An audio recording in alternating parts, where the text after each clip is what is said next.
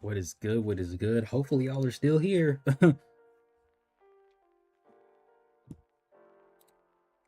Need a nice refresh. Yo, chat, I don't know what it is about chat, bro. It's like it'll work for 2 days, and then 2 days after, it's like, nah, nigga, we don't fuck with you like that.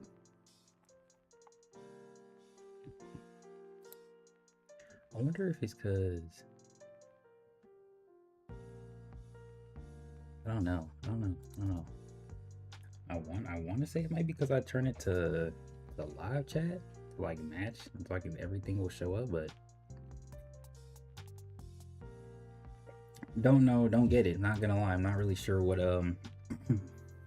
why it does that. But the reason I started the stream early is because there was one time I wanted to get an energy drink right right before I was supposed to stream. Like I literally went at 3. Stream starts at 3:30. I went at 3. The line was long as fuck. I came back, it was already like 3:35, almost 3:40. So I started the stream so that when I came back, just in case the line was long, the stream would already be up and I could have this nice little transitional period, right? That's why I started it early. And you're probably wondering why I waited so late to get the energy drink. Great question. It's a fantastic question. It's because I want to drink the energy drink at the start of the stream and not like 30 minutes to an hour before. So, I just started sipping on it as soon as I got it, but I still got a hella drink left and I still got a hella stream left. So if I got it too early, the energy would fade. I don't want the energy to fade. I want to have hella energy for this stream today because we're going to have to sit here, look at words, look at text, contemplate multiple times over. I need hella energy for that. If I don't have the energy, we're not gonna get a good high quality script or have a nice high quality stream. Did I get some for y'all too? I mean you can take a, y'all hear that? I don't know if y'all can hear that.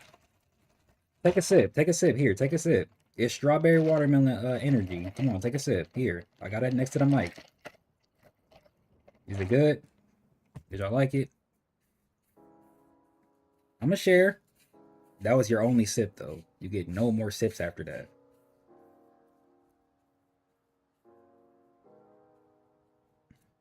Let me put my do-rag on.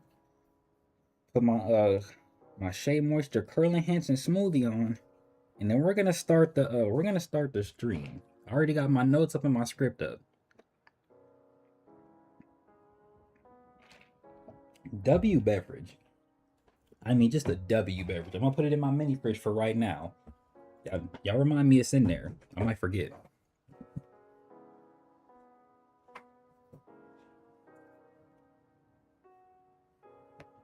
You see? I'm starting this stream with different energy. See, I didn't take a nap today. Oh, I was playing Marvel Rivals earlier.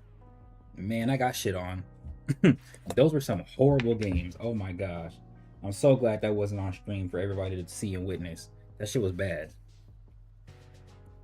And what's crazy is like the last game I played, my team was doing better by like stat wise.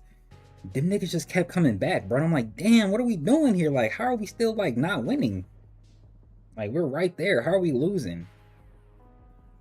Final push, I tried to like hold it as best I could. I got fucking boomed. There was one scene where I was like right by the edge of this bridge. I don't know what hit me. I got knocked off the side and I could not web my way back up. Just fucking fell to my doom. Shit was sad. I felt like that Kirby meme. And I was playing Jubilee. I was trying to do some decent heals. Like the way that match started, I don't know. We were just doing really bad. And then they like had a really good push at the end, and then we just kind of steamrolled the rest of the way. I don't know. I don't know. Like I think my heals was on point, but I'm not really sure what happened. But we got that victory very easily. But those games were tough, man. Those games were tough.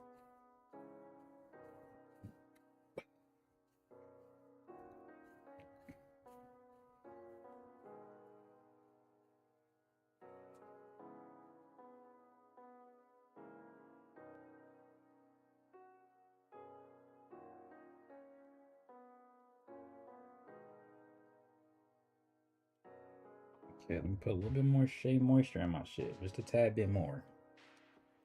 Tad bit more.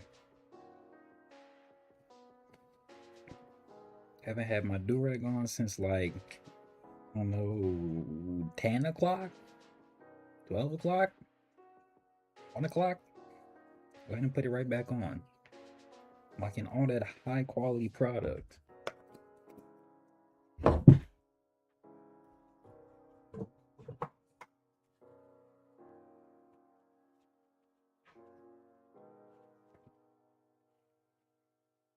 Uh-oh.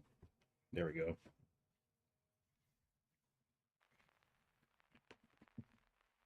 How y'all doing? Y'all doing good? Are y'all doing A-okay? Yo, it's hot as fuck, bro. It is hot. And I don't mean in my room. I mean outside, bro. I got in my car to go get that energy drink.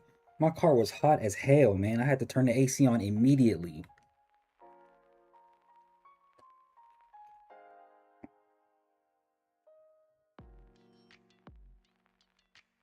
There was genuinely no wasting time on it. I had to turn it on.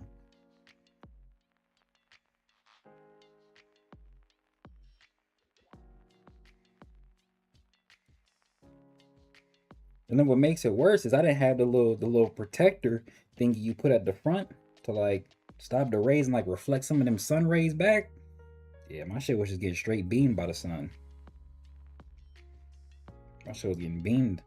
Felt bad for her. My car is actually named after the boss will be fighting on attempting to fight on Saturday. Shout out Millennia. I'm doing pretty good, Rainbow. I'm doing pretty good. All right, we got the do-rag on secured. That shit's secured. Make sure it's tight in that crown area. Nice and spread out. All right.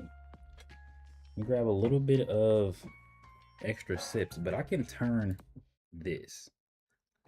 Let me actually turn this, bring this back.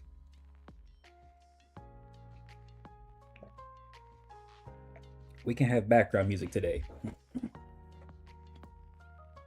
You have leather seats? No, I don't have leather seats. My shit just be feeling like a sauna, bro.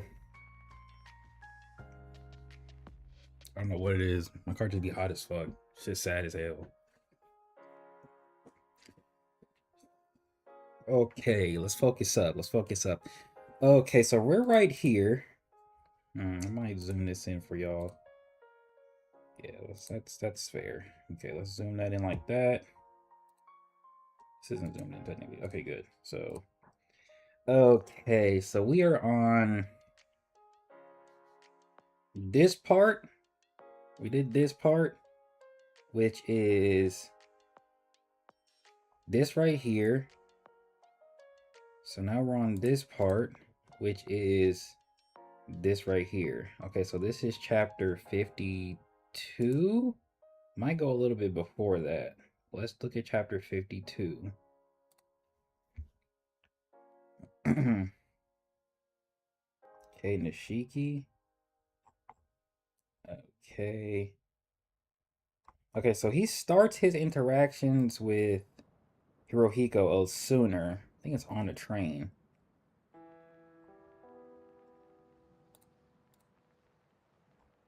Okay, so this is at the whatchamacallit. So you want to look at the aura farm. We want to go.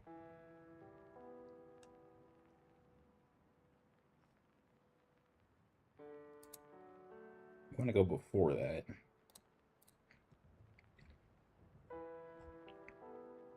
Okay, this is them being teleported. Got some Dantenseki. Or Datenseki. Okay, a little bit before this too. Let's go before that. Okay, here. This is them on the train. Okay. So, I have my notes. Okay, so the point right now we're looking at Chihiro's ability to self-reflect. Over here I say Hirohiko says he and Chihiro are the same because they are young, but their hands are already covered in blood, but Chihiro says not to equate them. In the next chapter, Chihiro reflects on a conversation with Samura and accepts that he and Hirohiko are alike. as they are both seen as monsters by ordinary people. Yet Chihiro says he accepted that role the first time he killed someone. And then it says, oh, and then it says reaffirms what he already accepted he was. Okay, so that's like, this is like the ending point right here I want to make. Yeah, okay. This is chapter 49. Deadlock. Okay, so that's Hirohiko right there. The Hishaku. I'm still considering getting this tattooed on my hand.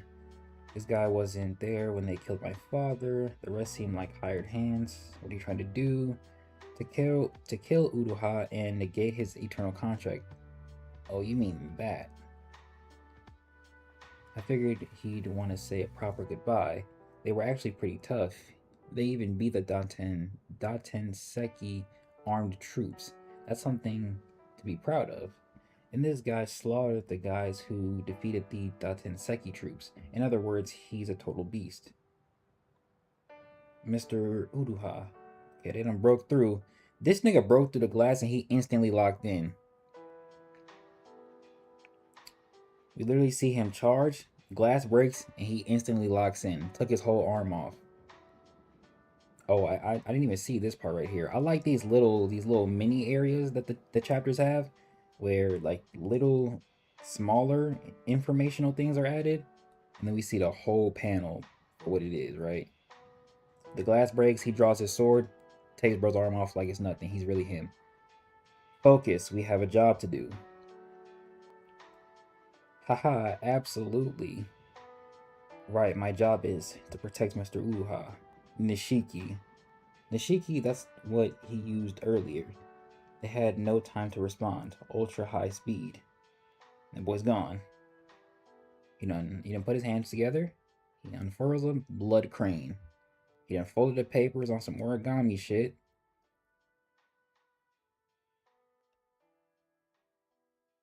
He took his head off, took his arm off.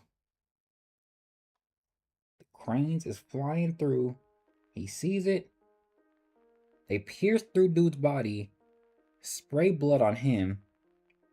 He grabs a sword from out the air, comes in, clash.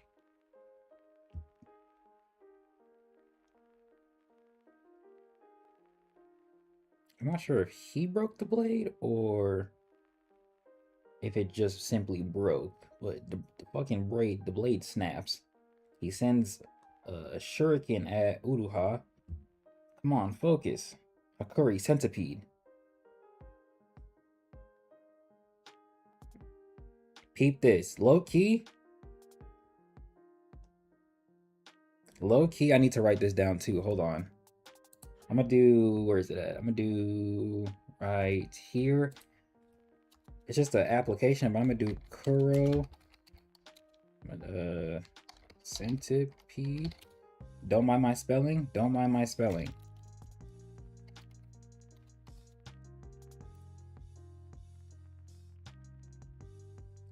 Alright, so he uses... This angle is crazy, bro. This is a top-down angle, by the way. Because the chairs are like... These are the seats. So, and this is the back. What an angle, bro. 360-degree slash. Crazy. Okay. So, Curl Centipede uses Curl in a 360-degree motion mimicking what is that blade called? Shin Uchi Centipede. And then we want to do like this. And chapter 49. Okay. Now the reason I'm reading this chapter and not chapter, where is it at? 52 is because I want to get the proper context for the when they really first start their interaction before we move on to the point I want to make, right? Okay, so he says Hakuri Centipede. He's like, huh? He remembers. He used Centipede 360. He says he means that. He grabs. It's crazy how he immediately peeps this. He grabs his head, pulls him back. He's like, oh. He uses Kuro. Kuro's the slash attack. He slashes 360 degrees, right? So it goes, and you can tell because it carves all the way this way, and it likely carves this way. He pulled him back so he was protected. Uh, Now this slash did not go past the train, so he doesn't take the train off, like the top of the train off. He just uses it within the train's car. Okay. He says, "Mr. Udoha." He says, "I'm good. Nice one." The rest of them are no big deal except for that kid with the long hair, and I'm pretty sure he means him. He charges in. Okay. This guy has the skill and speed to come after my life while defending himself against an enchanted blade. It's a struggle for Chihiro to protect me and deal with him. A group called the Hishaku killed him. Don't worry about me anymore, Chihiro. You got this. Okay, because he remembers his dad.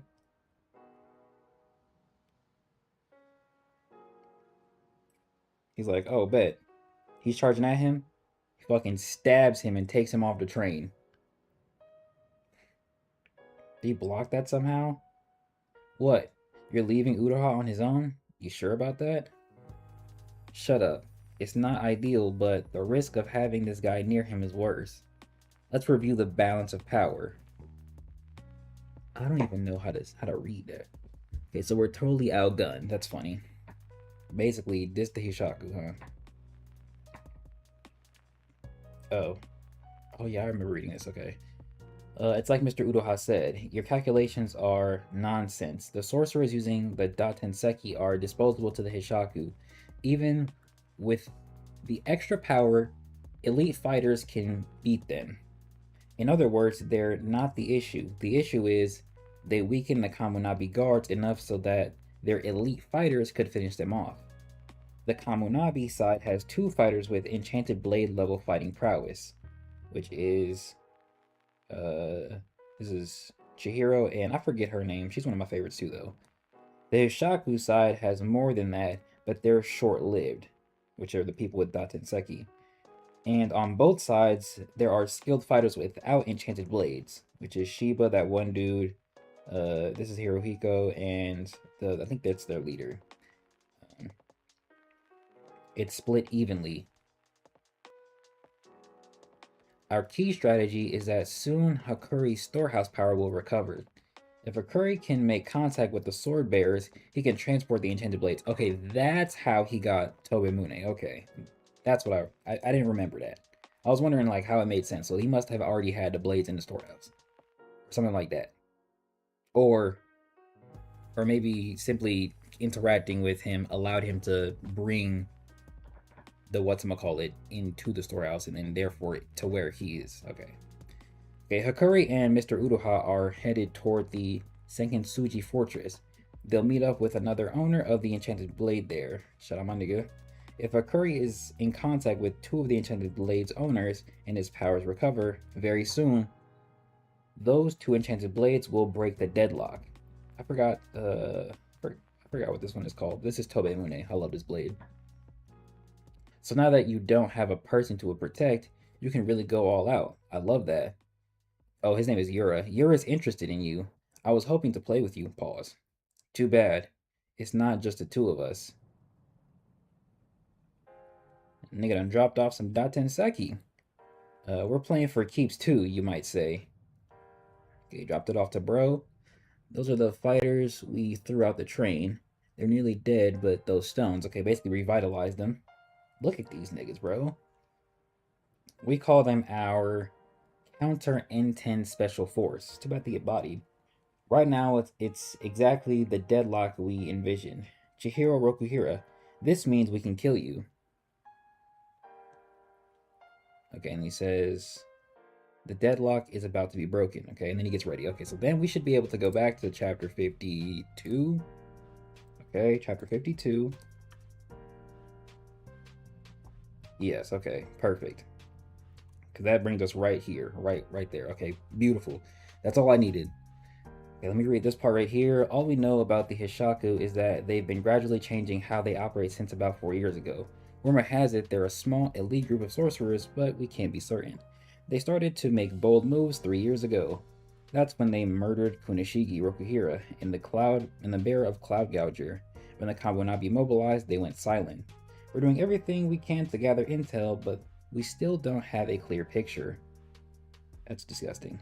Unfortunately, that's why we're constantly one step behind. We need to break that pattern. Okay.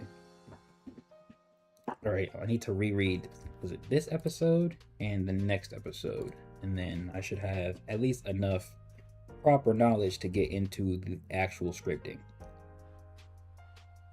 Oh, you know what? Let me remove this. Sorry. Didn't know that was in the way, man. Yeah, that should be better. Okay. So he's ready. We've got to incapacitate the Hishaku. We need to know who they are, their goal, and their plans. I'm going to make this creep spill it. Nishiki. I'm glad you're raring to go. I've been really looking forward to this moment. I'm 18 too, same as you. So what? Killing people.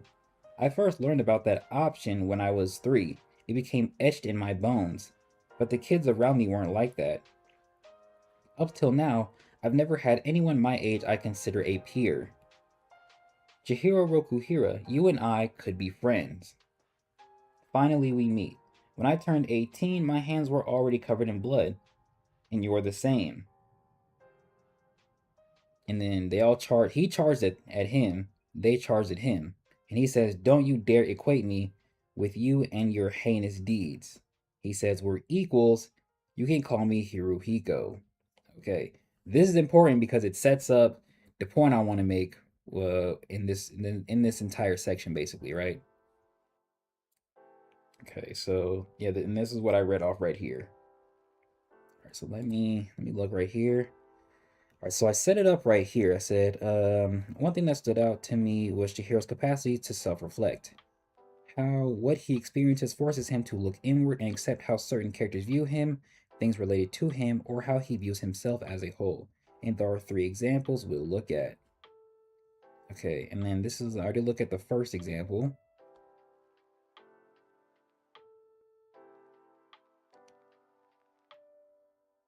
And then this is the second instance. The second instance comes when Chihiro encounters the member of the Hishaku. Say A. Encounters a member of the Hishaku? I'm gonna say A.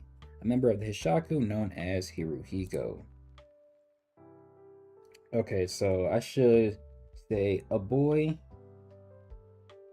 What did he say right there? Yeah. I'm gonna say a boy the same age as Chihiro. I'm gonna say that has seen bloodshed. Experienced bloodshed. I think seen or experienced is better. I'm gonna put a space right here. That has blank bloodshed.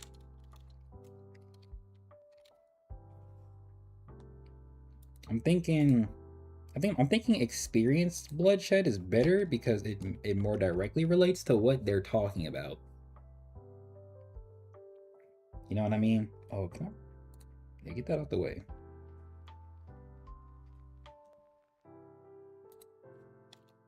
It has experience bloodshed. Yeah, I think that's better. For the same age. Wait. I should do.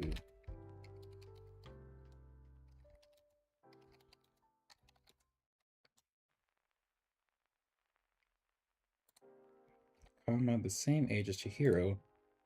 Yes, comma, that has experienced bloodshed.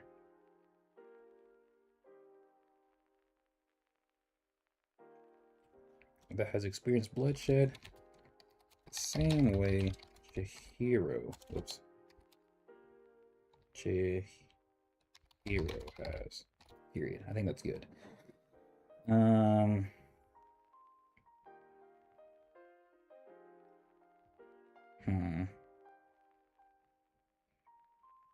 And I think I want to say,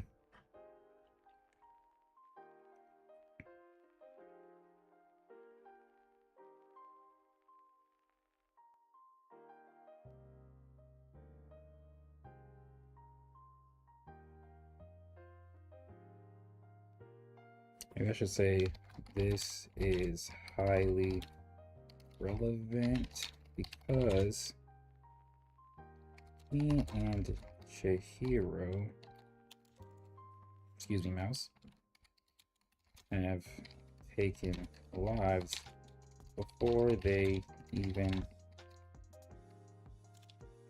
were even that age. Yeah. Wow. Okay. I should say, and because of this,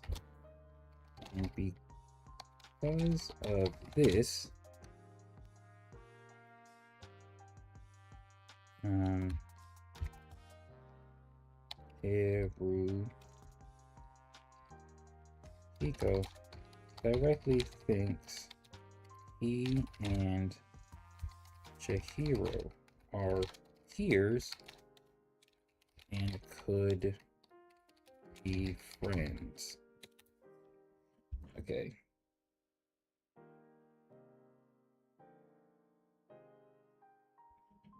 He says, yes. I've never had anyone my age I consider a peer. And he says we could be friends. And he says, when I turned 18, my hands were already covered in blood, and you're the same.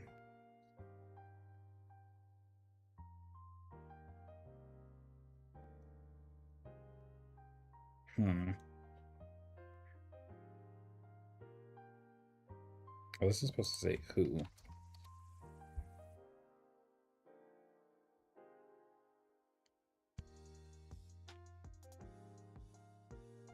This is highly relevant because he and Chihiro have taken lives before they were even that age. And because of this, Hirohiko directly thinks he and Chihiro are peers and could be friends.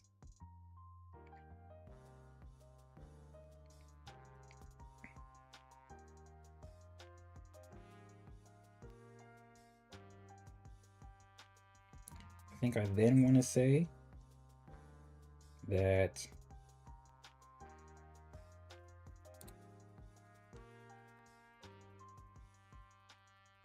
Chihiro, after hearing these words or hearing this or something like that,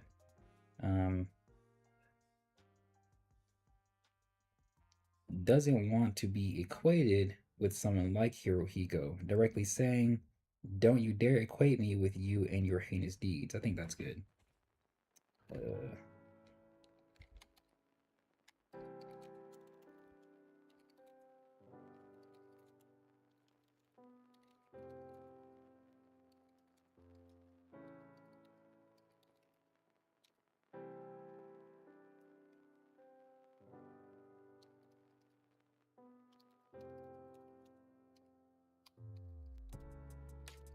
Doesn't want to be equated with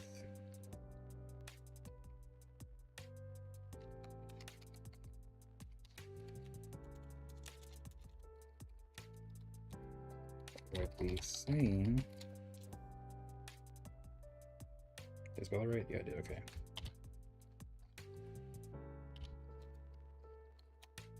Did I not spell it right? I did. Why is it tripping? Equate me to, oh wait, me with you and your heinous deeds.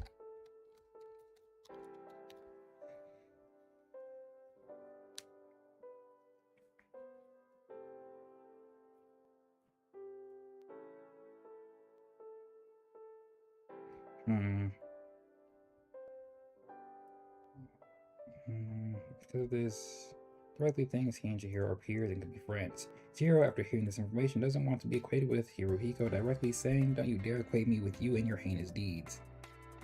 I'll say, and after this, Hirohiko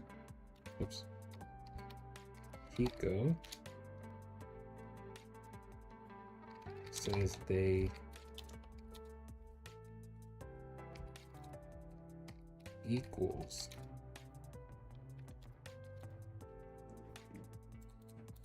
Are we like, why are we tweaking out, bro? I'm not sure what save to keep does. Is she not in my dictionary or something? Sheesh. I'm gonna have to clean this up a little bit later, but for now, that's good. Before we get to the next part, I want to sort of give a connecting point. Okay, so the second instance comes when Chihiro encounters a member of the Hishaku known as Hirohiko, an 18-year-old boy the same age as Chihiro who has experienced bloodshed the same way Chihiro has. This is highly relevant because he and Chihiro have taken lives before they are even that age, and because of this, Hirohiko directly thinks he and Chihiro are peers and could be friends. Chihiro, after hearing this information, doesn't want to be equated with Hirohiko, directly saying, "Don't you dare equate me with you and your heinous deeds." And after this, Hirohiko says they are equals. I'll say they're equals. And say disappears suddenly. So that way I can better equate it to what happens a little bit later. Then he disappeared, yeah, okay. Now what do I want to say here before I get to this next part? Let me look at my notes real quick.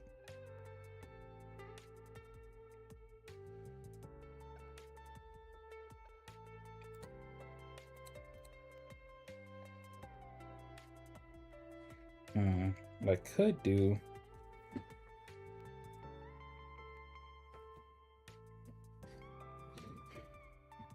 okay, so I need to bridge it, and I should say,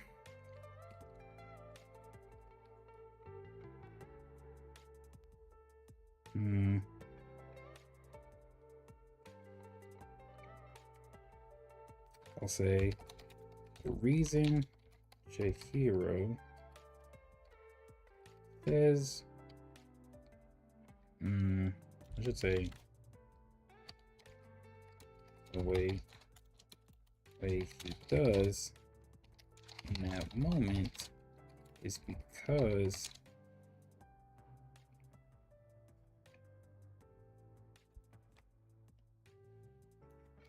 he feels the Hishaku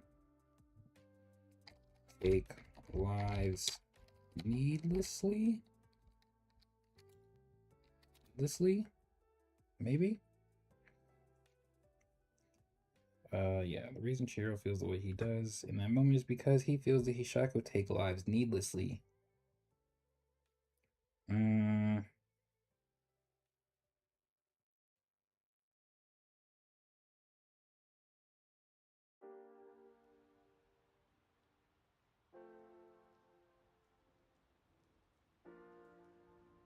gonna have to clean that up too. And I'll say, and I should say needlessly, since they didn't technically, oops,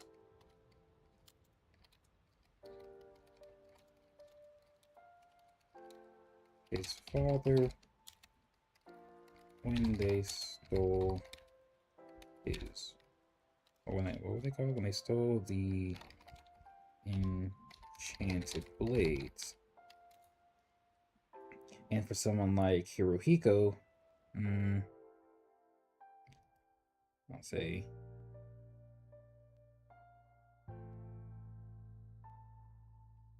oh, yeah, I'll say, and for someone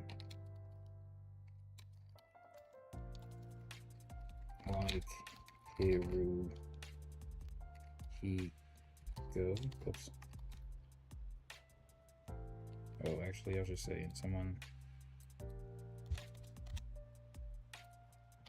makes a mockery of the lives he takes, as seen in chapter, that would be, was that 49 we read? What was that? What was that? Chapter was that? Come on, work with me, work with me.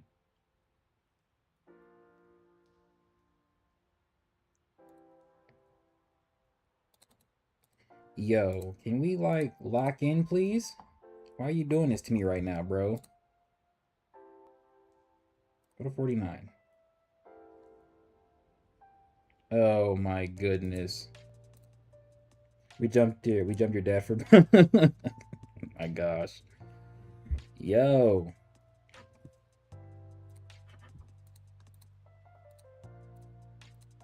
Shit just broke.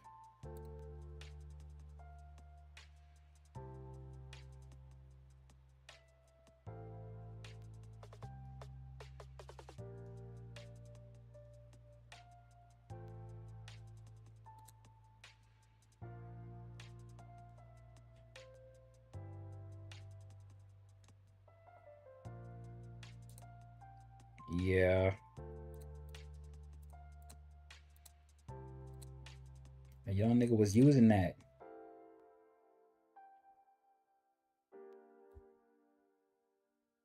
Let me take a sip of my drink.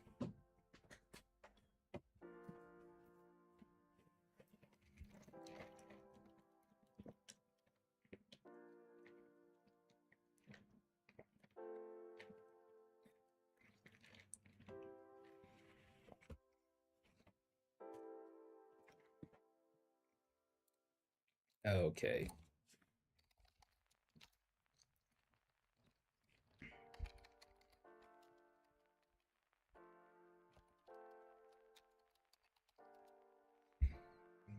I would read it on Viz if I didn't have to pay.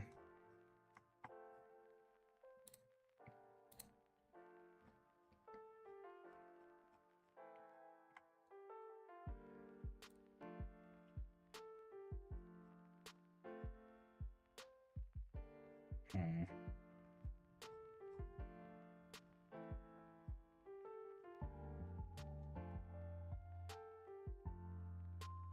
Need to go back to the prior chapter and see what he actually says in regards to that.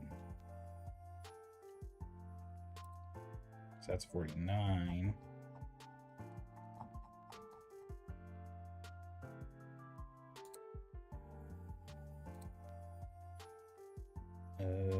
Let's go 48 maybe.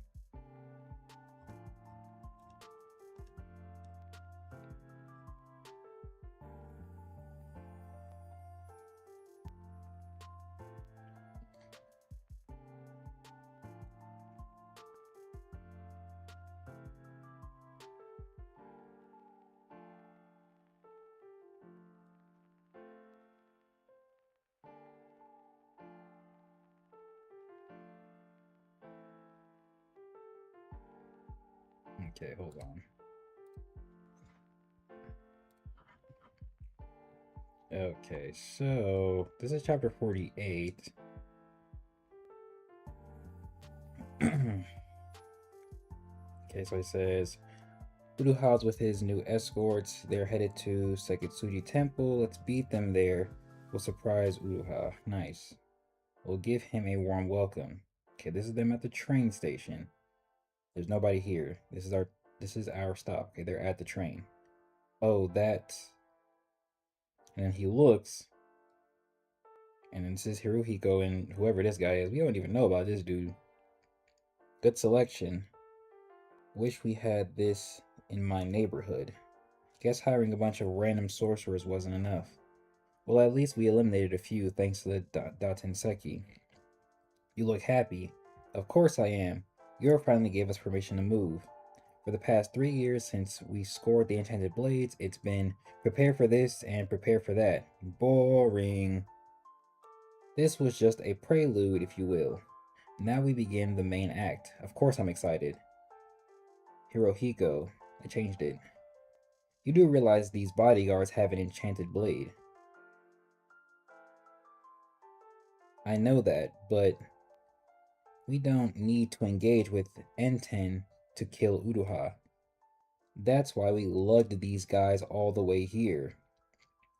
This will make him lose his cool. He'll charge right to us. Okay, so he peeped their bodies. I'm like 85% sure he sees their bodies right there. He walked on the train that they're on, because that's why he's like, oh, that's, and then he thinks it's them, but they're dead. So he gets on the train, he sees them, and my nigga Chihiro already ready. He's so real for that. And he says, if it were wait, oh yeah, that says it. If it were me, I'd freak out and run right into their trap, but this guy gets it. He knows how important his life is. What impressive self-control. Well, so be it. Shall we begin? Okay. Um. Hmm.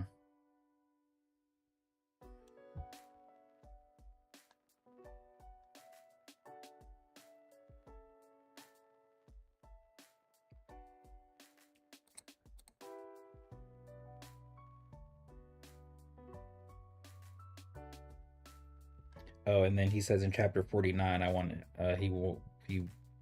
Yeah. Okay. Okay. Let's say in in mockery of the lives he takes, as seen in chapter 48 and 49, where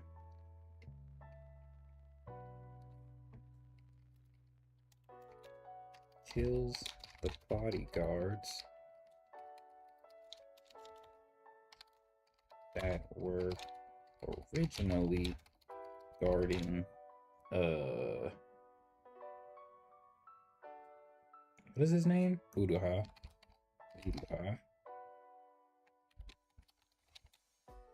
Brings them to the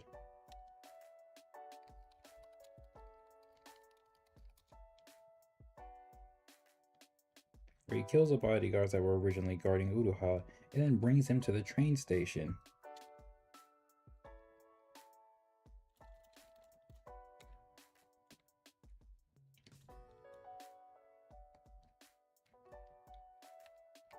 With the direct reason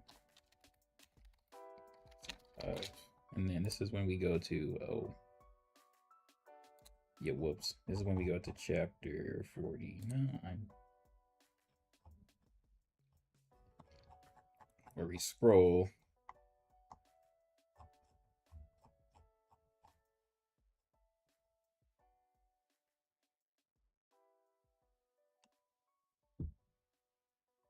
What do you say right there?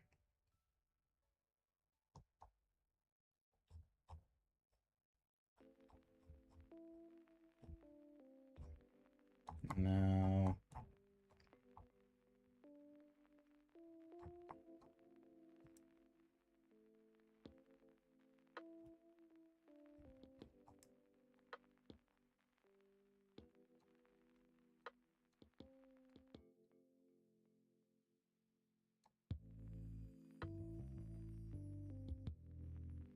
Oh, it's right here. He says, what are you trying to do? And he says, to kill Uruha and negate his eternal contract. And he says, oh, you mean that? I figured he'd want to say a proper goodbye. They were actually pretty tough. They even beat the Daitenseki. Yeah, so he literally, it's like in a weird, twisted way, he's being nice, but at the same time, he's really not, right? Because his intention is to make them lose their cool, right? As seen in chapter 48 and 49, where he kills the bodyguards that were originally guarding Uruha and then brings them to the train station. It's not supposed to trains. The train station with the direct reason of. So I'm gonna say.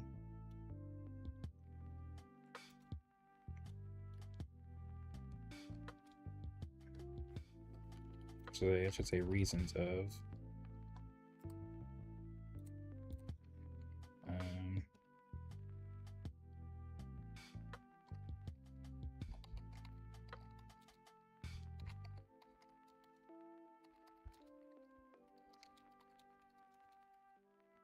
proper goodbye, which is actually a lie, since he wanted the sight of their bodies cause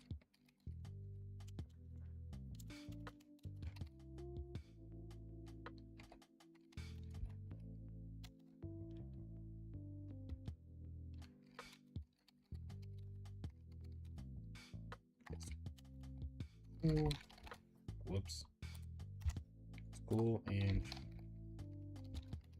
for an attack, which plays directly into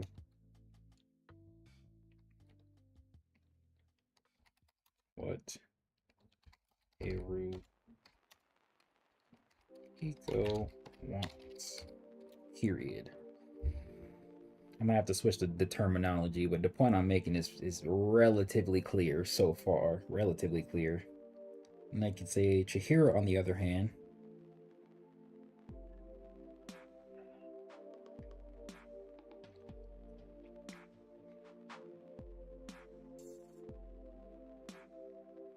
so anybody know a good chapter where, I know it would probably be like earlier in the series up until this point, where we see Chihiro take lives in self-defense, but also take lives for the sake of others. I think either of those would be useful. Let's say Chihiro, on the other hand,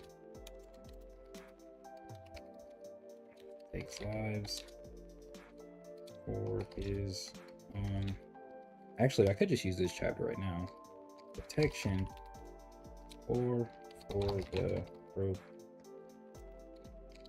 protection of others, which we see in chapter 49 as well.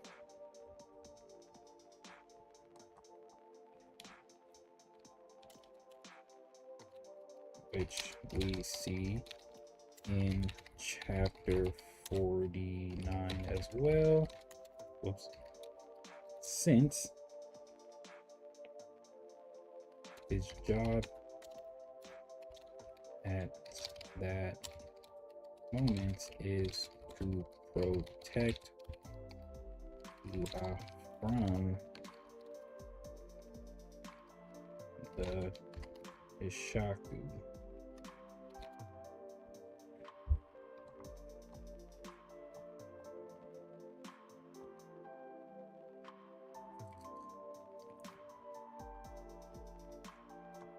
He even says it himself, right? My job is to protect Mr. Uruha.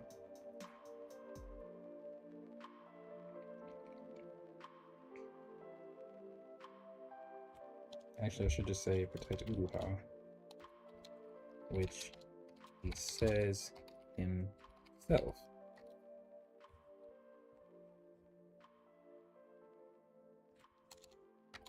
And this is the reason he defeats the adversaries in front of him, period. Never spelled that word before. Okay, that's pretty good for what I want to say. It's pretty good for what I want to say. Then we can go to... oh, here.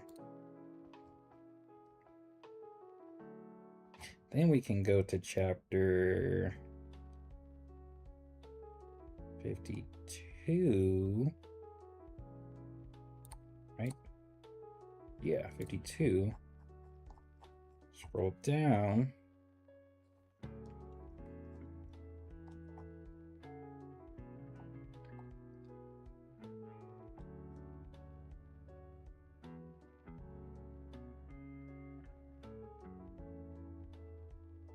Okay, so then I want to say, yet from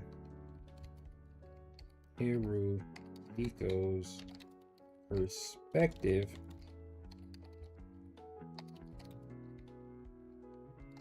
why they say why or how they kill doesn't matter. Yeah, from Hirohiko's perspective, why or how they kill doesn't matter. And this is something he seeks to prove.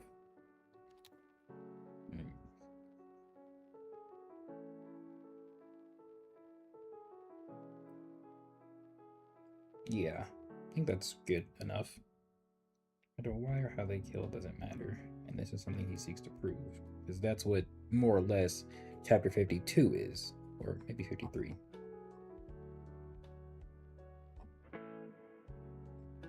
That's probably more so 53 than 52.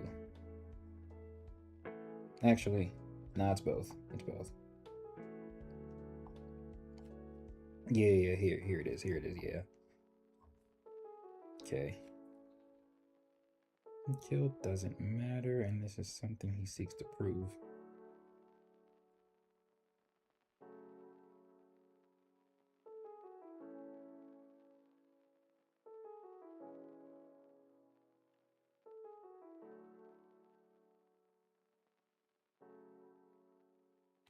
Let me just say why.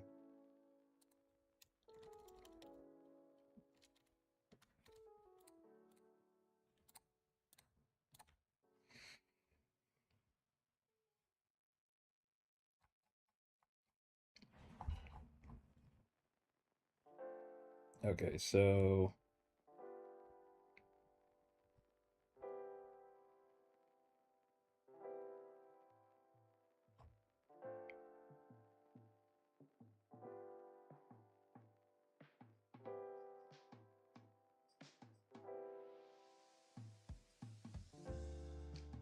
you feel it, don't you? To the average person, you're a monster. Don't you see? I'm the only one who can understand you.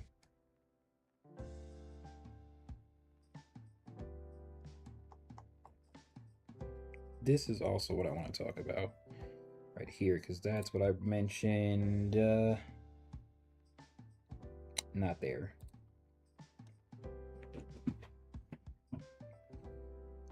Okay, so far, the second instance comes from when Chihiro encounters a member of the Hishaku known as Hirohiko, an 18-year-old boy the same age as Chihiro who has experienced bloodshed the same way Chihiro has. This is highly relevant because he and Chihiro have taken lives before they were even that age, and because of this, Hirohiko directly thinks he and Chihiro are peers and could be friends. Chihiro, after hearing this information, doesn't want to be equated with Hirohiko, directly saying, "Don't you dare equate me with you and your heinous deeds." And after this, Hirohiko says they are equals and disappears suddenly.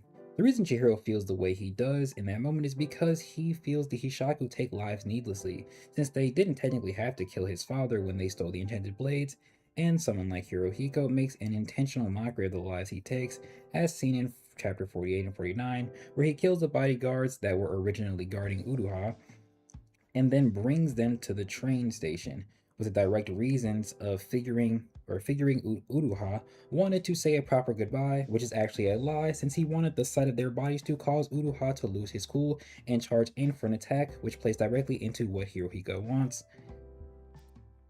Say that being Uruha's death, right? That being Uruha's death. Chihiro, on the other hand, takes lives for his own protection or for the protection of others, which we see in chapter 49 as which we see in chapter, did I mention? Yeah. Which we see in chapter 49 as well, since his job at that moment is to protect Uruha, which he says himself, and this is the reason he defeats the adversaries in front of him. Yet from Hirohiko's perspective, why they killed doesn't matter, and this is something he seeks to prove. Oh, actually, I should probably add the do a comment right there. It says doesn't matter as the average person. They are both monsters. Did just say murderers?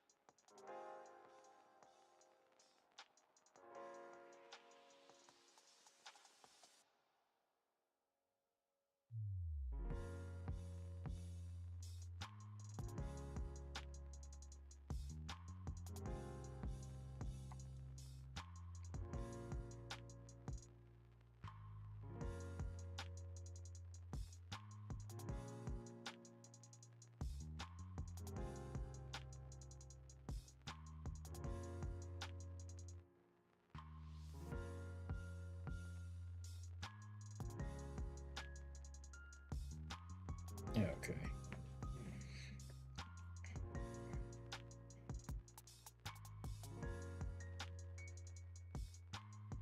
Now I can go back here. And this is something he seeks to prove. Once your hero shows up. What do I show?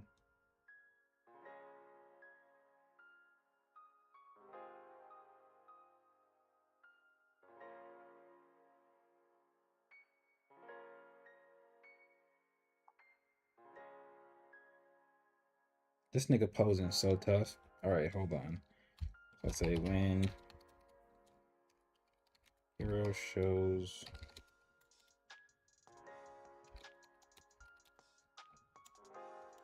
I should say catches up.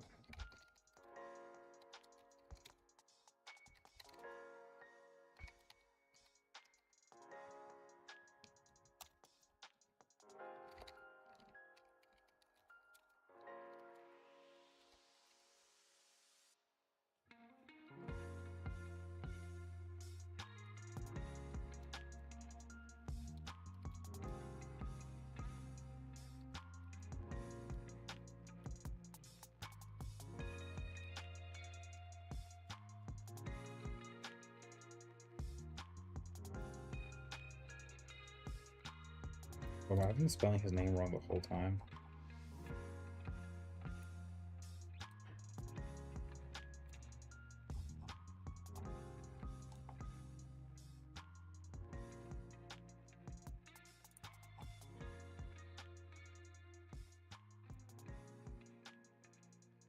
Oh wait, maybe I think it was early in that chapter.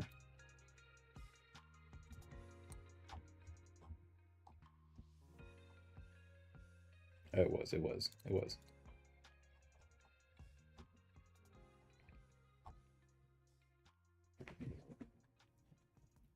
Oh no, no, it's not.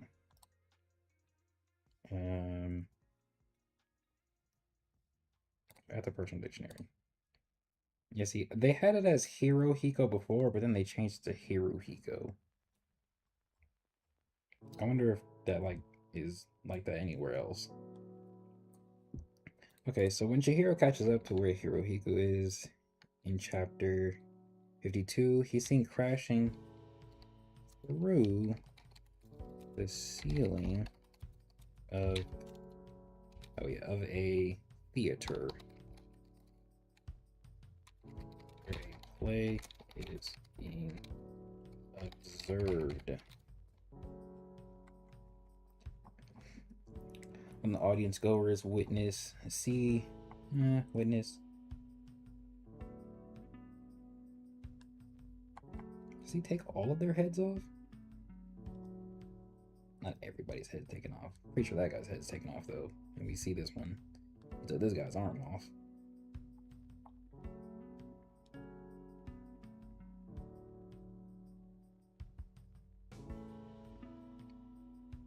Okay, he is seen crashing through the ceiling of a theater where a play is being held. Observed. When the audience?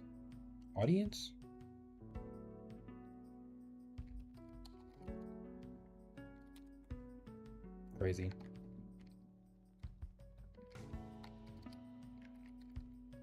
Witnesses.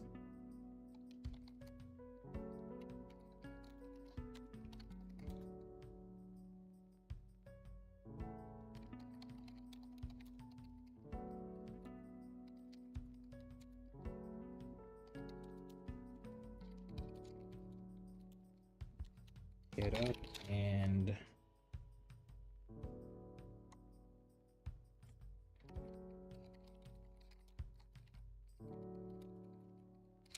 scared expressions. Okay, and then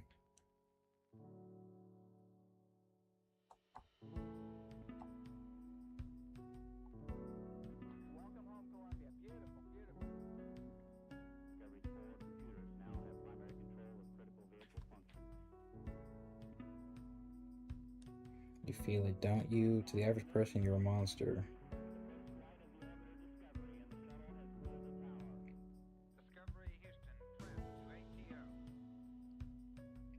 I'm the only one who can understand you. I would hate if a nigga said this and pointed at me. That shit would piss me off.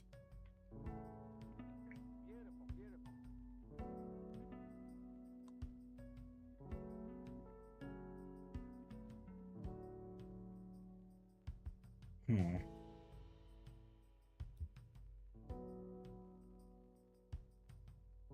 Okay, let me open up 53 in a new tab. Okay, this shit kind of tough. This is also tough. Okay, before I get there, yeah, it says we kill tons of people. Okay, I'm the only one who can understand you. We can be friends. What are you talking about? Do you want to kill me or not? I want to kill you and I want to be friends. I think maybe we can become friends by trying to kill each other.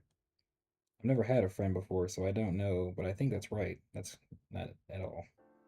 That makes no sense. He rushes in. All you know how to do is run away. You have an enchanted blade. Unprotected close combat would be suicide. Besides, so much paper, he's completely concealed himself. Punched I do.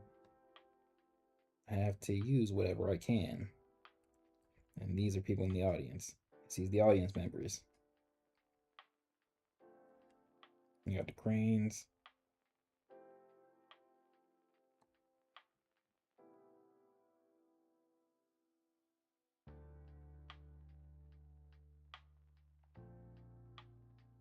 To the average person, you're a monster.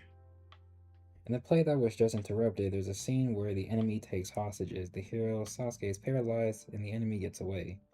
But Sasuke is garbage. You can't worry about a hostage or two in real life. You'd be dead. You're a killer, but at the moment of truth, you want to play the hero, as if you weren't just a monster. Chihiro Roku here, I want this to resonate with you. You're one of us. Who will you sacrifice?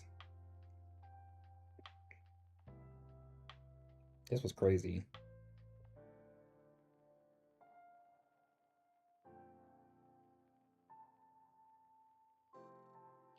This was crazy.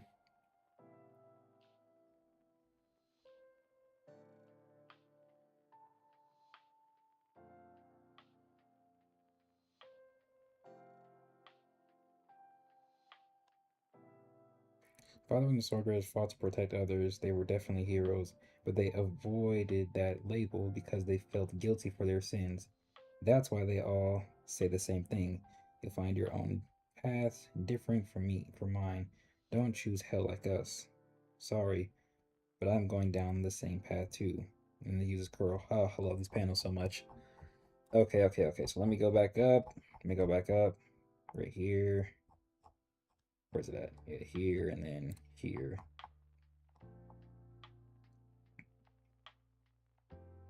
Okay.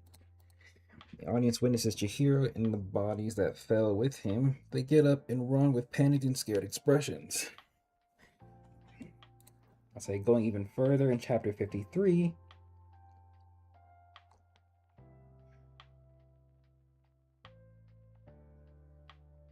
The fact that the play and like this fight mirror each other is kind of interesting too, but that's its own subject.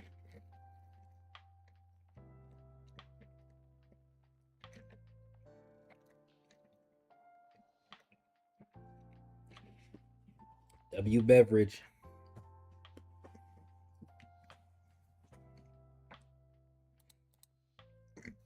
Hmm.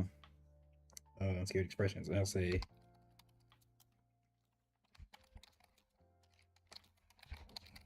in the next chapter,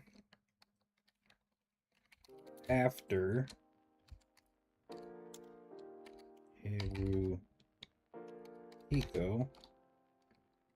uses the audience as hostages,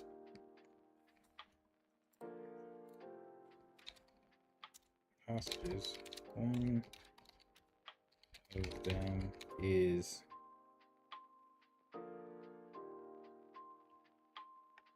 actually tossed.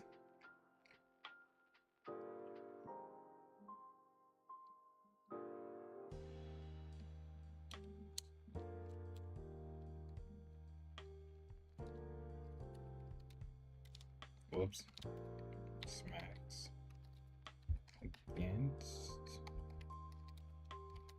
the hero's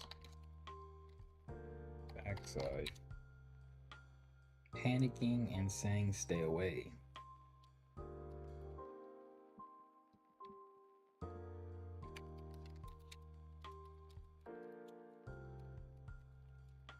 Stay away.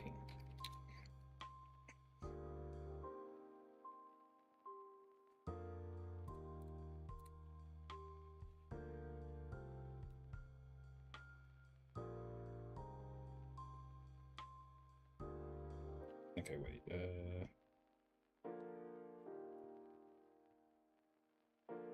And then I'll say panicking, staying saying stay away.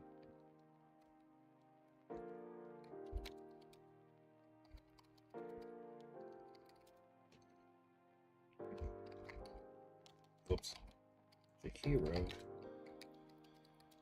remembers Hiruhiko's statement about the average person seeing him as a monster.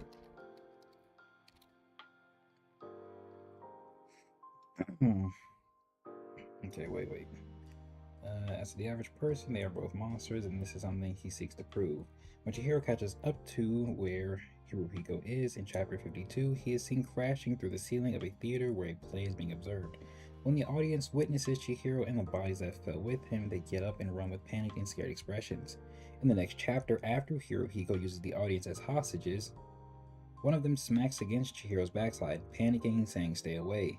And right after, Chihiro remembers Hiruhiko's statement about the average person seeing him as a monster. And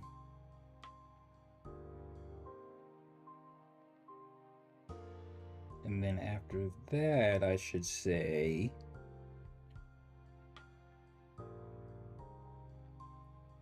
I'm gonna say this is the truth Hiruhiko wishes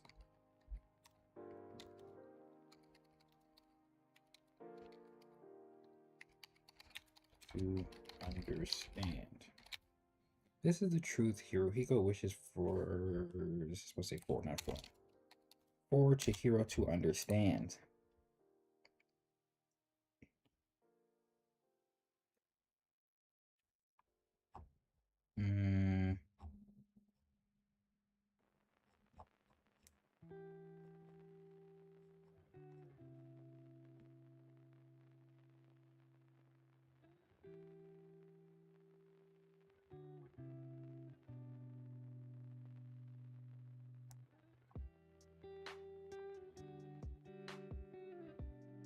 This is such a fire freaking panel, bro. My goodness. So much aura. So much aura. This anime is going to be so fire. Hopefully they animate it properly.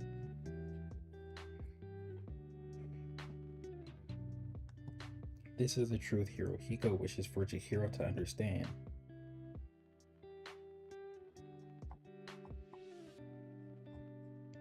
I'll say, regardless of hint Once public sees you take a life,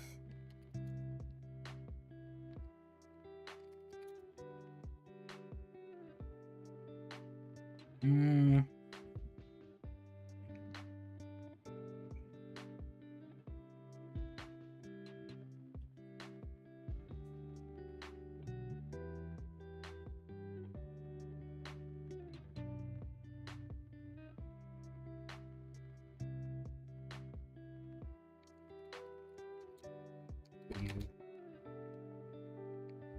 say monster.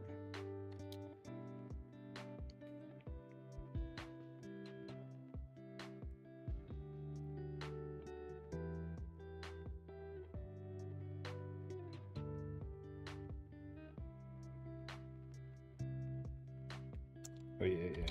Something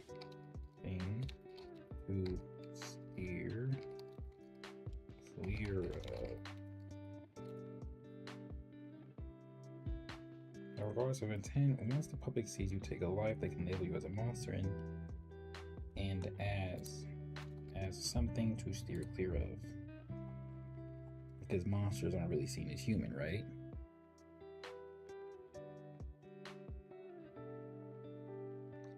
And then this is chapter 53 where, oh, wait. Here it is. The first time I cut a person, I couldn't stand to see the severed flesh. That's the other reason I blinded myself. But that image is burned into my eyes. It never goes away. I could feel myself becoming a monster. Literally saying he feels himself becoming a monster. What's the definition of monster? Maybe that'll help too. An animal of strange or terrifying shape, one unusually large for its kind, an animal or plant of abnormal form or structure, a threatening force. A threatening force. That's pretty important right there. Hold on.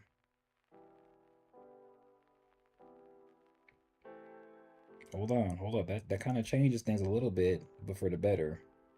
This is the truth that Hirohiko wishes for Chihiro to understand. That regardless of intent, once the public sees you take a life, they can label you as a monster.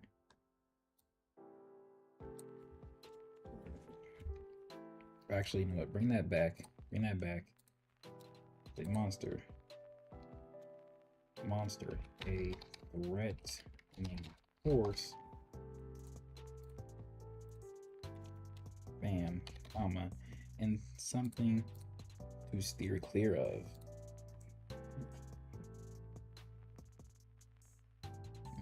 Okay, that's nice. Perfect. It says, but even so, you chose to wield an enchanted sword to save everyone, right? Yes, I just had to keep flailing through the darkness, but that's not something to aspire to. I'm going to hell. Then instead of admiring you, I'll respect you. Great, you're welcome to do that. You're not trying to become a swordsman anyway, right? Right.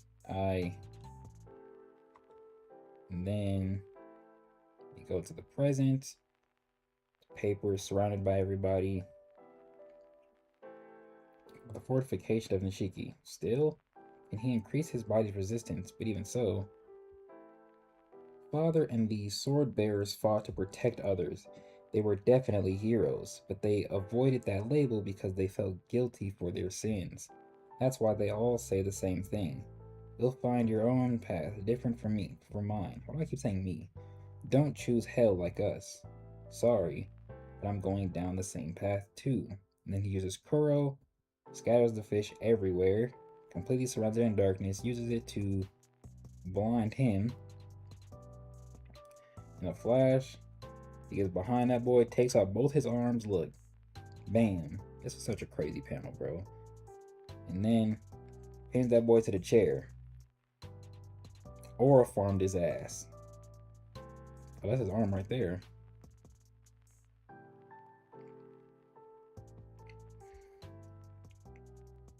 He says, what happened? Don't worry, I'm a sinner too.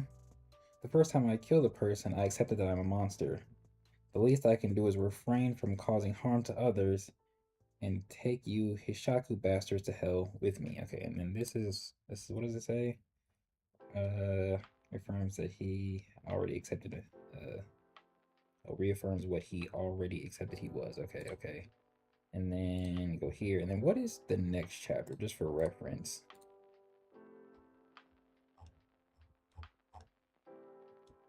Okay, I'll spill it.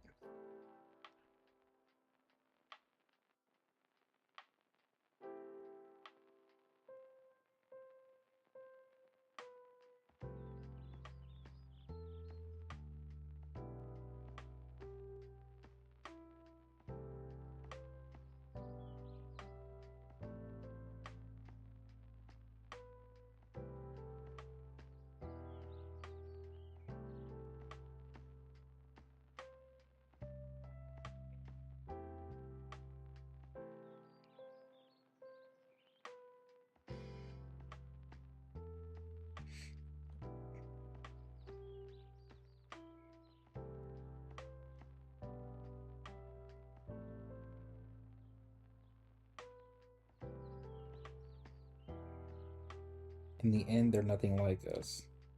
So long as they're safe, I don't care. It doesn't matter how they see me. Killing is horrible. Yes, we're both killers, but I refuse to accept your ways. Okay, okay. Okay, this is the truth Hirohiko wishes for Chihiro to understand, that regardless of intent, once the public sees you take a life, they can label you as a monster, a threatening force, and something to steer clear of. And then we go to here.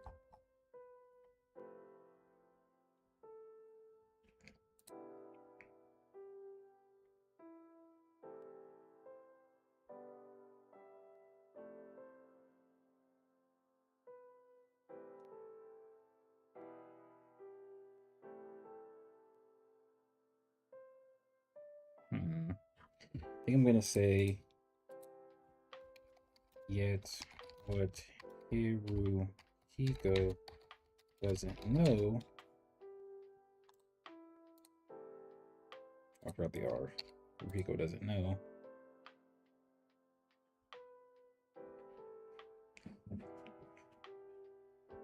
Actually, here, yeah.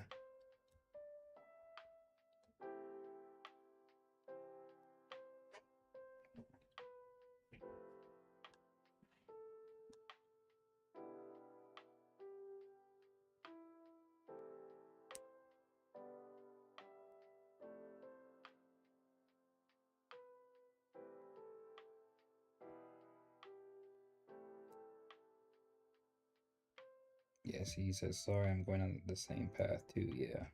So, okay, I was gonna say that it doesn't feel like this flashback is like directly occurring. I guess you could say like in his mind during these actions, but this statement implies that it already is because we see him here, and then we just saw him talk with him here, right? So it's like that's not true, right? So what I should say, yeah, what Hirohiko doesn't know.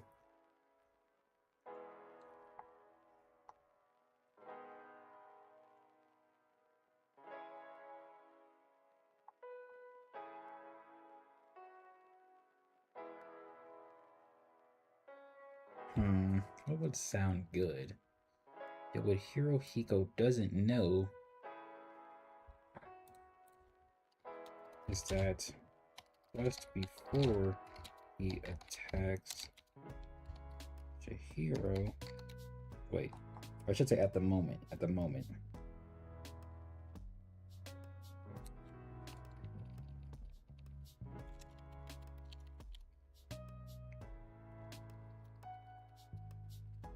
when he attacks Chihiro,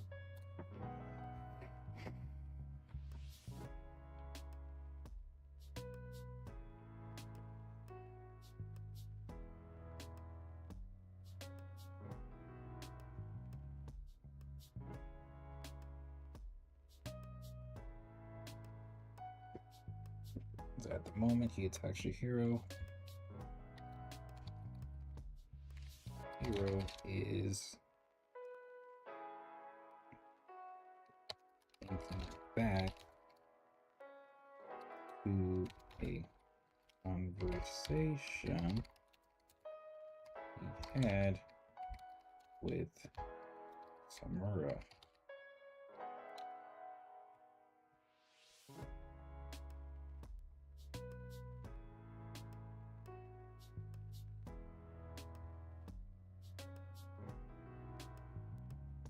Where Samura directly states that, hmm,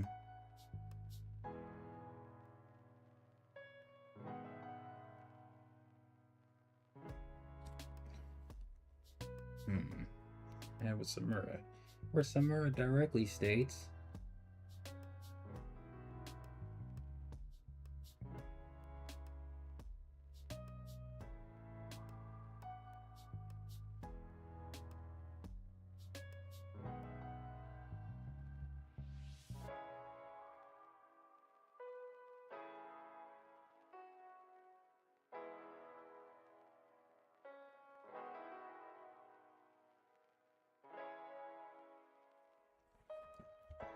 conversation he had with Samura, where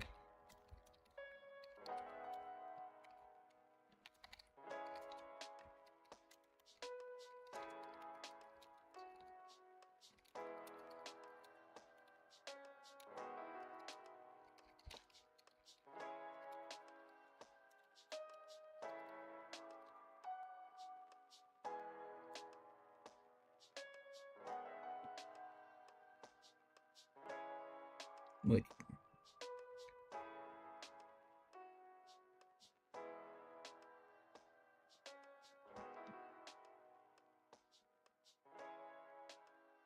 actually, that's it.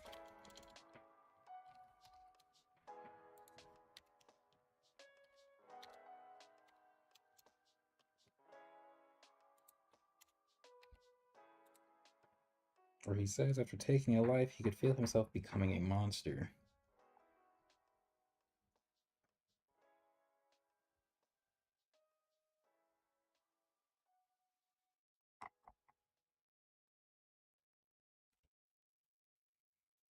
Where he says after taking a life, he could feel himself becoming a monster. And adding further that that's not, but that's not something to aspire to.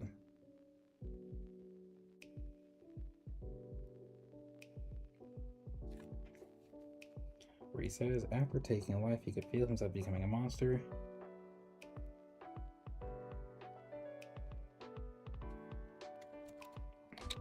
And that regardless of him wielding an enchanted blade to save everyone,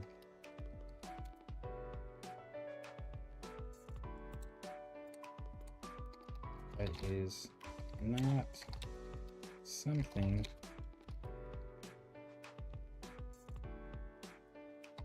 a hero should aspire to.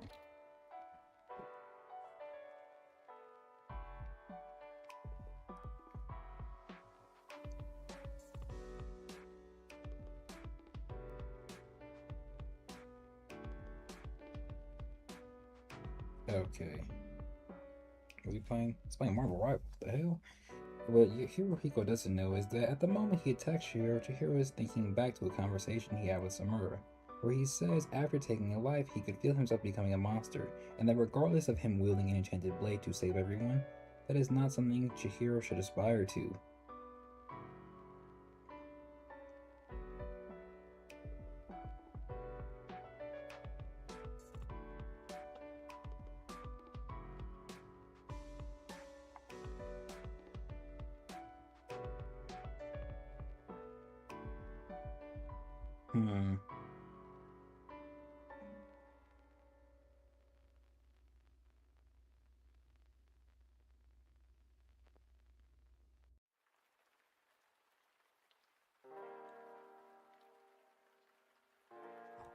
Okay, and he says, what is it right here?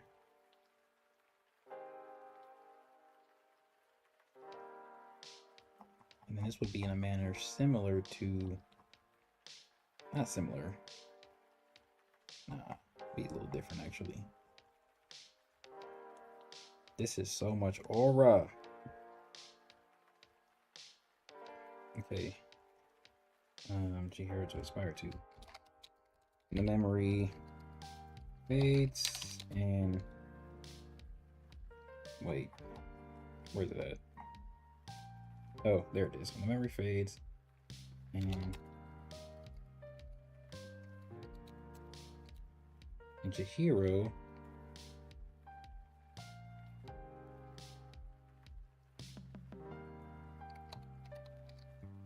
whoops. 3 X even more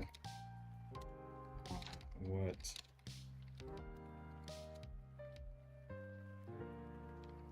his father and Samura have said.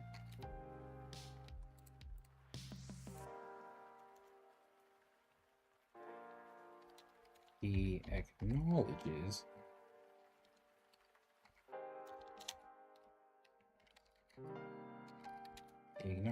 that he is going down the same path as them. Period. Or actually, no comma. And right after that,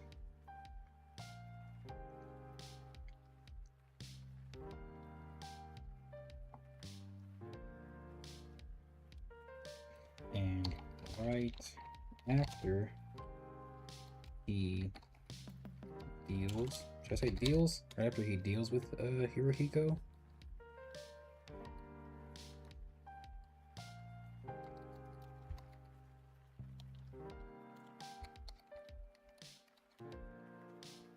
He says verbatim,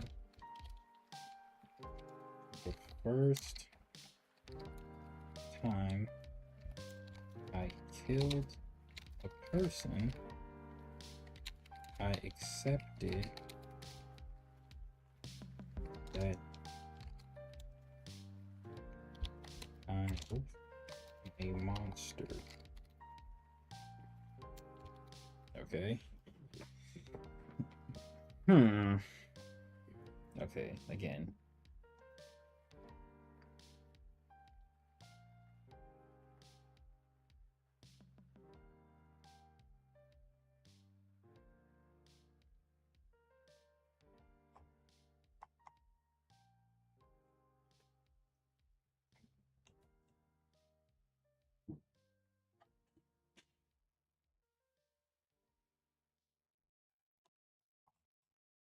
Okay.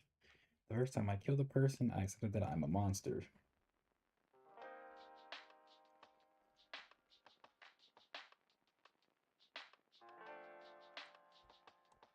Okay, then we take it further. Before we get to chapter 54, he says, in the end, they're nothing like us.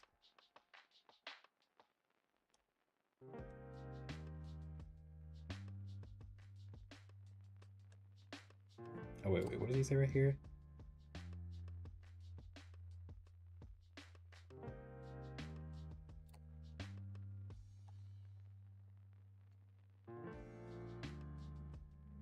It doesn't matter how they see me. Killing is horrible.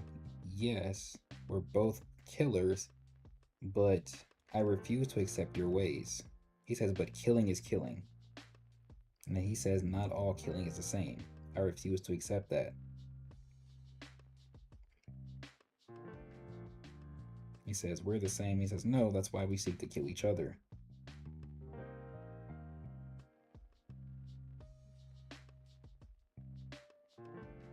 Damn. This shit deep. This shit deep. Okay, what do I want to say right here? The first time I killed a person, I accepted that I'm a monster.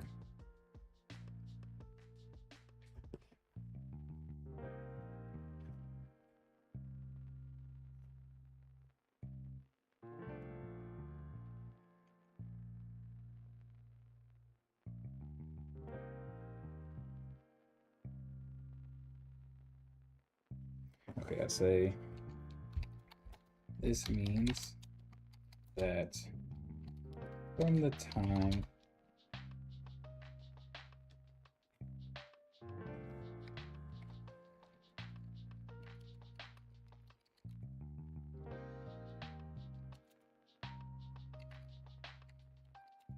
first use his enchanted blade.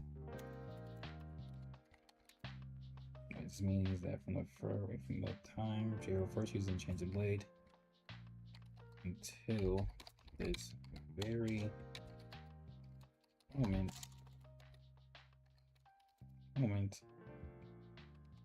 he has understood he is no longer like the average person.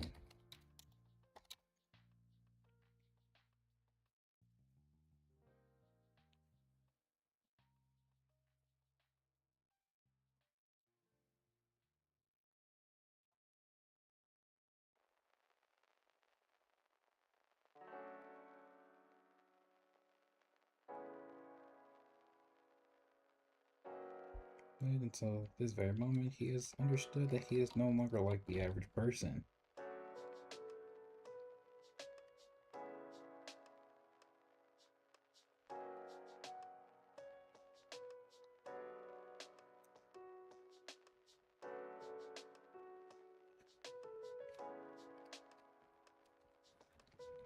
Hmm.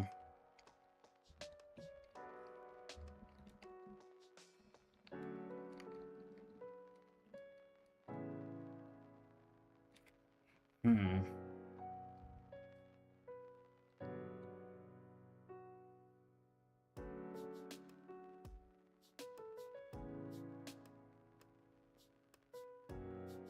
Wait.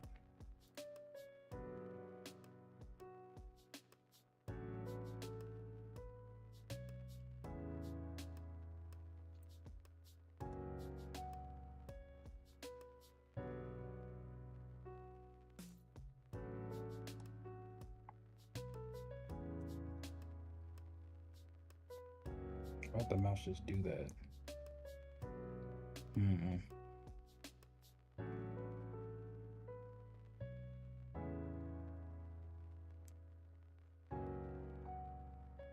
Wait. Okay.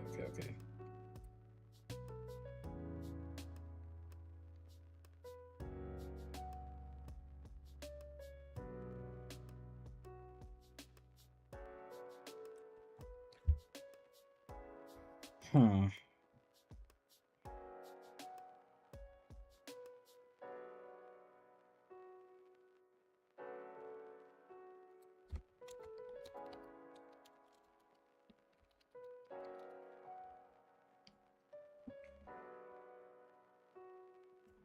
He's no longer like the average person.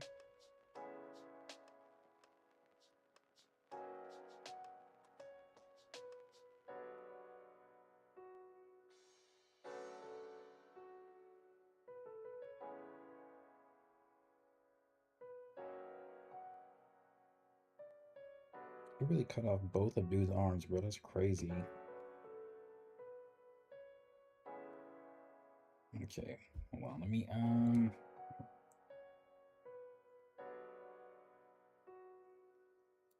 get to the final point of what I want to say right here.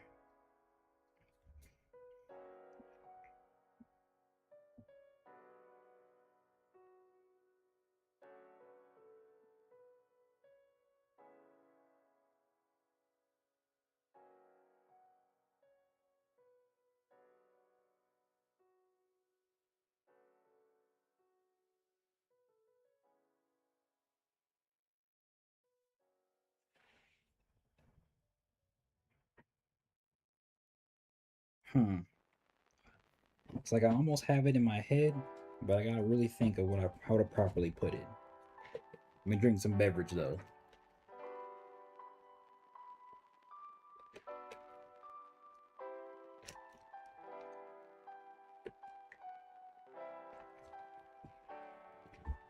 That's it.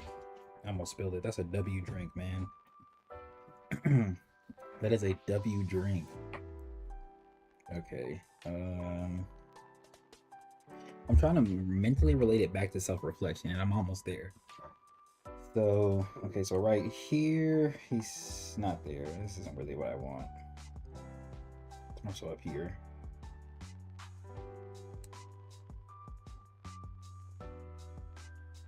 And then here. No. Here. And then here. Right? These three things. I need to connect these three things. It's like a closing point. Okay, hold on, let me read it back from right here. Okay, in the next chapter, after Hirohiko uses the audience as hostages, one of them smacks against Chihiro's backside, panicking and saying, "Stay away." And right after, Chihiro remembers, wait, oh, that's supposed to be an R. Hirohiko's statement about the average person seeing him as a monster. This is a truth Hirohiko wishes for Chihiro to understand, that regardless of intent, once the public sees you take a life, they can label you as a monster, a threatening force, and as something to steer clear of. Or maybe I should reword it to, well, no, because he does it very intentionally, that to show that he's a monster through the public's eye, right? So, no, it's fine. Okay, a threatening force and as something to a threatening force and as something to steer clear of. Yet what Hirohiko doesn't know is that at the moment he attacks Chihiro is thinking back to a conversation he had with Samura, where he says after taking a life he could feel himself becoming a monster, and that regardless of him wielding an enchanted blade to save everyone, that is not something Chihiro should aspire to. When the memory fades and Chihiro reflects a little more on what his father and Samura have said, he acknowledges that he is going down the same path as them. And right after he deals with Hirohiko, he says verbatim, "The first time I killed a person, I accepted that I'm a monster." This means that from the time Chihiro first used his enchanted blade, and until this very moment, he has understood he is no longer like the average person.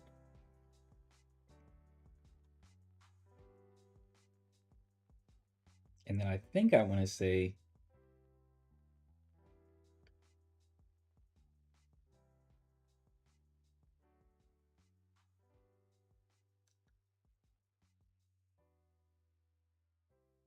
I want to go like the average person. I think I want to say,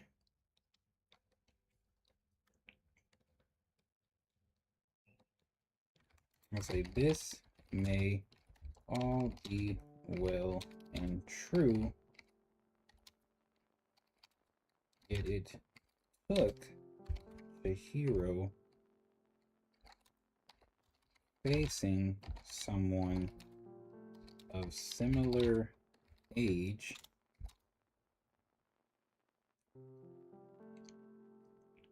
and mindset, because it's not the same, it's similar, but it's not the same.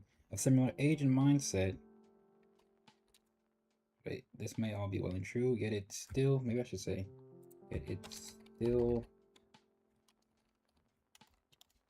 took Chihiro facing someone of similar age and mindset.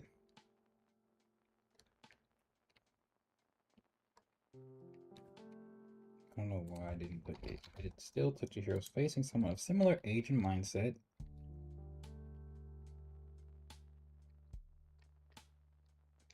And reflecting back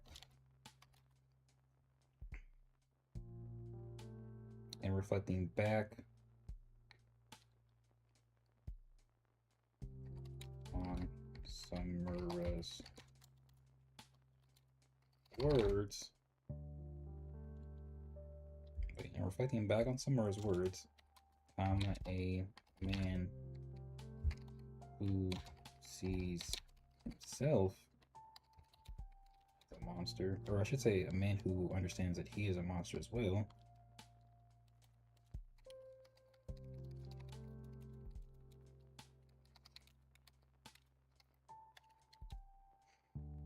Okay, and reflecting back on Samura's words, a man who understands that he is a monster as well, or to hero to properly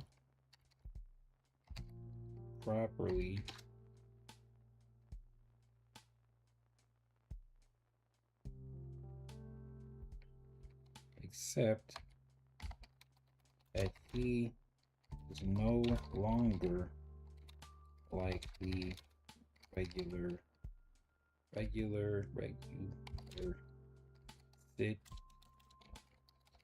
citizen chiefs of Japan. Hmm.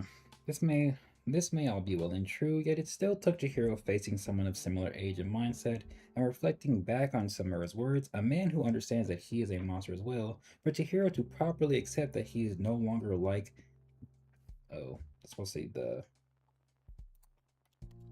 regular citizens of Japan.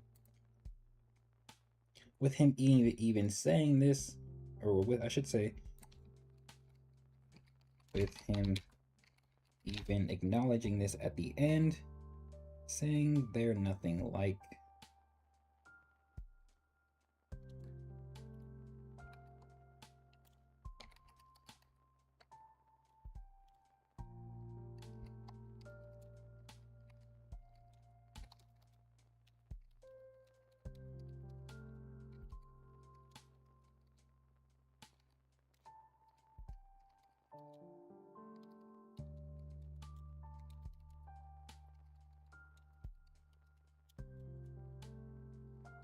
Around them are nothing like them.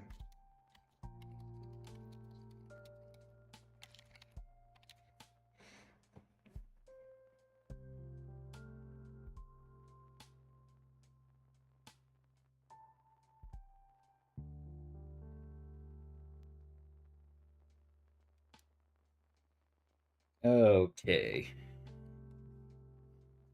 Took me 2 hours to do that.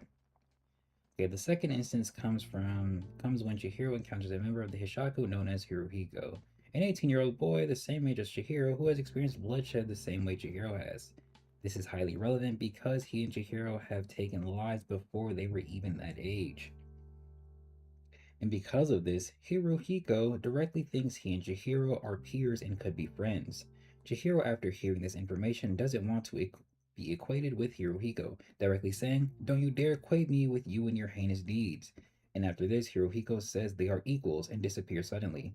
The reason Chihiro feels the way he does in that moment is because he feels that Hishaku take lives needlessly, since they didn't technically have to kill his father when they stole the enchanted blades, and someone like Hirohiko makes an initial mockery or intentional mockery of the lives he takes, as seen in chapter 48 and 49, where he kills the bodyguards that were originally guarding Uruha and then brings them to the train station with the direct reasons of figuring Uruha wanted to say a proper goodbye, which is actually a lie since he wanted the sight of their bodies to cause Uruha to lose his cool and charge in for an attack, which plays directly into what Hirohiko wants, that being Uruha's death. Chihiro, on the other hand, takes lives for his own protection or for the protection of others, which we see in chapter 49 as well, since his job at the moment is to protect Uruha, which he says himself. And this is the reason he defeats the adversaries in front of him. Yet, from Hirohiko's perspective, why they kill doesn't matter, as to the average person, they are both monsters, and this is something he seeks to prove. When Chihiro catches up to where Hirohiko is, in chapter 52, he is seen crashing through the ceiling of a theater where a play is being observed. When the audience witnesses Chihiro and the bodies that fell with him, they get up and run with panicked and scared expressions. In the next chapter, after Hirohiko uses the audience as hostages, one of them smacks against Chihiro's backside, panicking and saying, "Stay away." And right after, Chihiro remembers Hirohiko's statement about the average person seeing him as a monster. This is the truth Hirohiko wishes for Chihiro to understand, that regardless of intent, once the public sees you take a life, they can label you as a monster, a threatening force, and as something to steer clear of. Yet what Hirohiko doesn't know is that at the moment he attacks Chihiro, Chihiro is thinking back to a conversation he had with Samura, where he says after taking a life he could feel himself becoming a monster, and that regardless of him wielding an enchanted blade to save everyone, that is not something Chihiro should aspire to. When the memory fades and Chihiro reflects a little more on what his father and Samura have said, he acknowledges that he is going down the same path as them. And right after he deals with Hirohiko, he says verbatim, "The first time I killed a person, I accepted that I'm a monster." This means that from the time Chihiro first used his enchanted blade, and until this very moment, he has understood he is no longer like the average person. This may all be well and true. It is still Chihiro facing someone of similar age and mindset, and reflecting back on Samura's words, a man who understands that he is a monster as well, for Chihiro to properly accept that he is no longer like the regular citizens of Japan, with him even acknowledging this at the end of his fight with Hirohiko, saying the people around them are nothing like them. That seems pretty fair for the point I'm making, right? That seems pretty fair. That seems relatively fair for the point I'm making. Took a little bit to get there, but that seems relatively fair.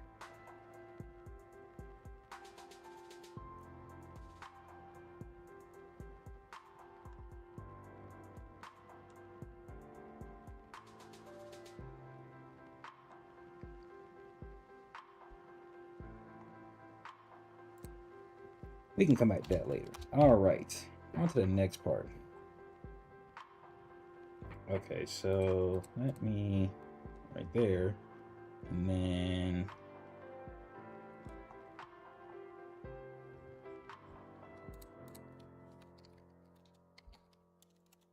final instance. Hmm.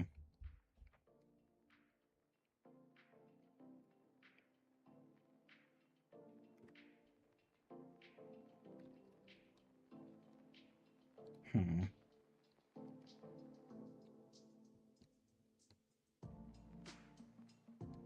Oh wait, where's it at? Chapter 64. I didn't mean to close it. That was dumb. Let's see if that shit'll work. Haha! Get your ass back here. Okay, that's chapter 52. No, 64. You nitwit.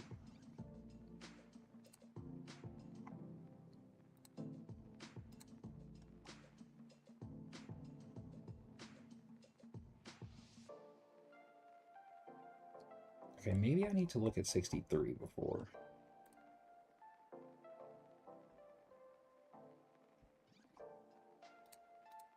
Okay, let me switch back.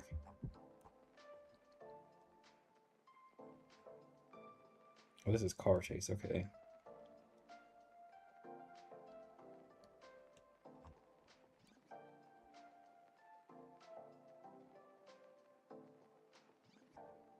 Okay. It's better here if I look at it from this chapter right here.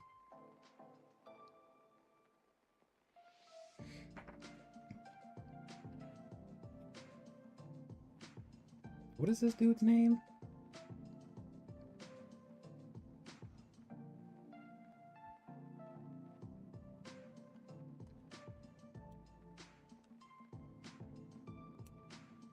Okay, what did I want to say here? Hold on. Oh, it does say chapter 64. Chihiro understands that he has been relying too much on his enchanted blade's abilities and must gain a better fundamental understanding of swordsmanship. This is important because earlier chapters show how Chihiro has been relying on and using Anton's abilities, and chapters from here forward. I'm supposed to say here. Forward show how much of a skill gap he actually has. These chapters also show his vast capacity to grow. Using Iwat Purity style and modeling after Samura and his daughter help build Chihiro's sword skills, forces him to grow. Okay. Oh, okay. And then what is the point I make here? Wait.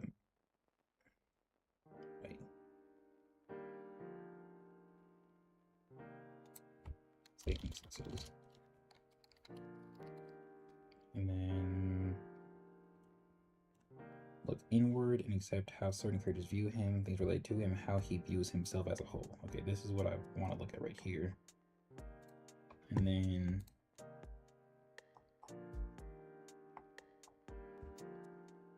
okay, this happens right after. Okay, this is when he wakes up too, because he was technically dead.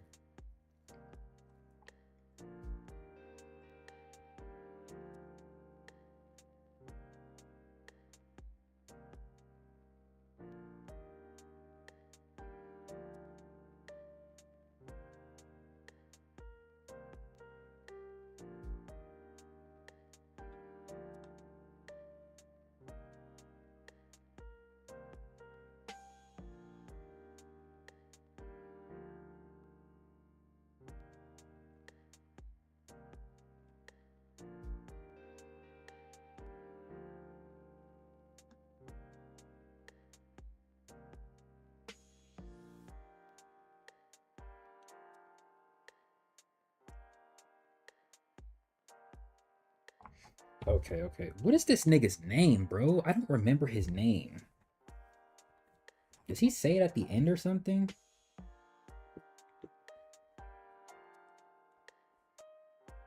Does he have the tattoo? I don't know.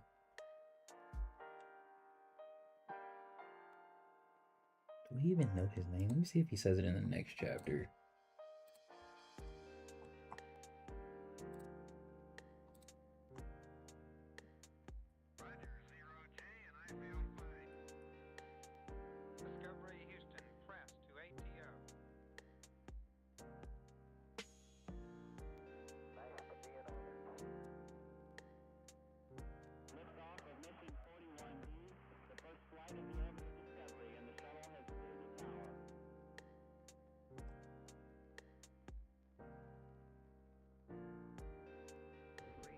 Okay, hold on. Hold on. Let me see if I can look this nigga's name up.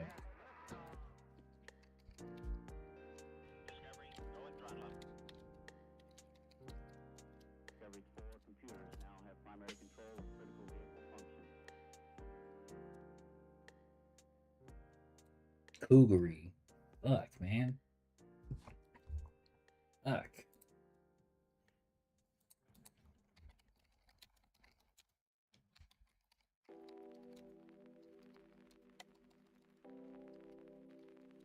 There's no way I typed that twice.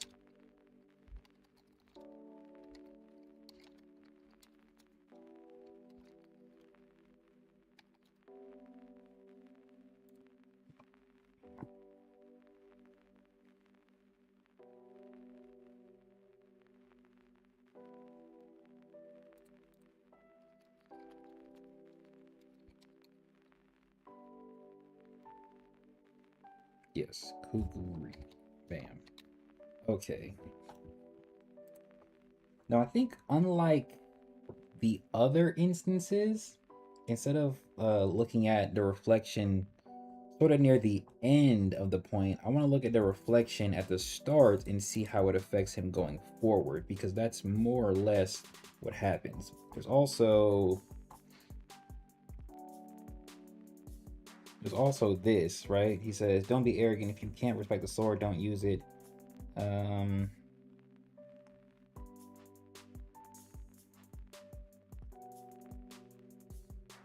You think you can refine your skills by exposing yourself to an actual battle. He says, don't be arrogant. That's when he dips out. And then he says, too much distance. Blah, blah, blah. Okay, wait. His technique is rough, but over 3 years of battle, he's honed his talent and built a physical foundation. The only thing he lacks is a role model. A role model he learned originally. I'll become that samurai to achieve greater heights. That's IY purity style. The technique, okay, I read that. A culminating extreme speed, bam. That I is still immature, but even so, that's it. Even if it's still just an imitation, he tried to put it into kata. He took what I yelled at him to heart.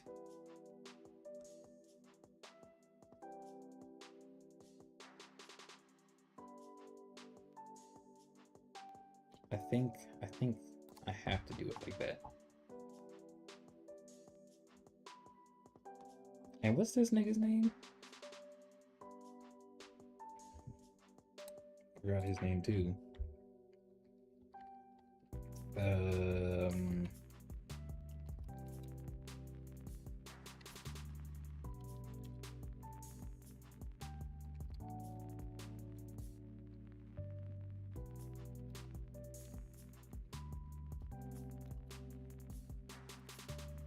Okay, who are these?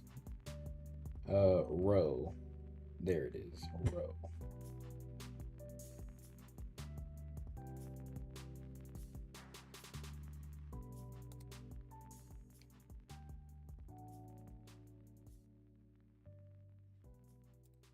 Okay. Okay, the final instance comes when Chihiro faces another member of the Heishaku known as Kuguri. However, unlike the previous two examples we looked at, I want to look at the reflection at the start as opposed to later. Okay, yeah, let's say.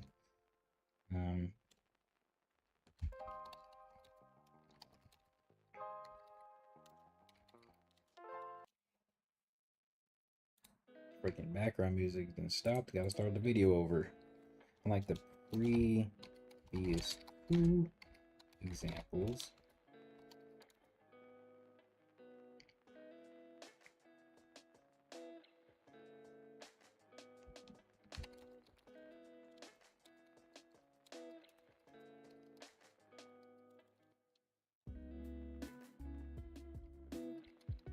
Wait, I want to look at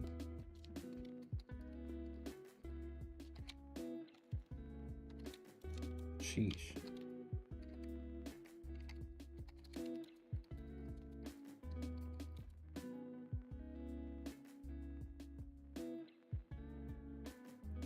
Wait, unlike the previous two examples, I want to look at Chihira's reflection at the start. Show how it affects what happens after.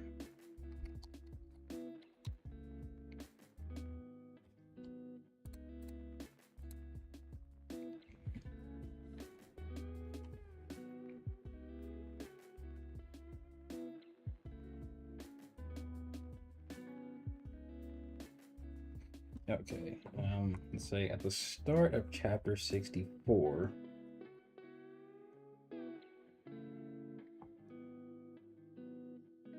Okay, yeah, at the start of chapter 64.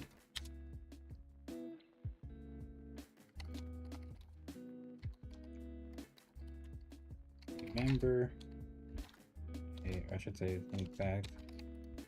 I should say we see, so let's say a flashback. We see a flashback of a conversation Chihiro has with the leader of the ninja family. Is that what these niggas are?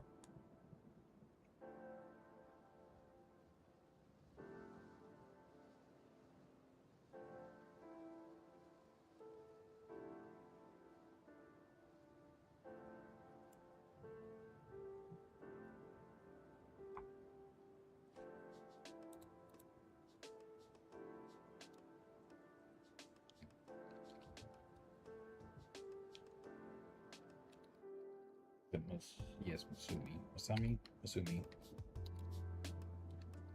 Row. Okay, I shouldn't need that anymore. Okay, so right here. Okay, I didn't see this guy or the other. Attack father, revenge, blah, blah, blah. Okay. Just like you said, Chief, we want to solve as much of this as we can before Hakuri gets back on his feet. Right. Then there's one thing we should address immediately. I'm weak.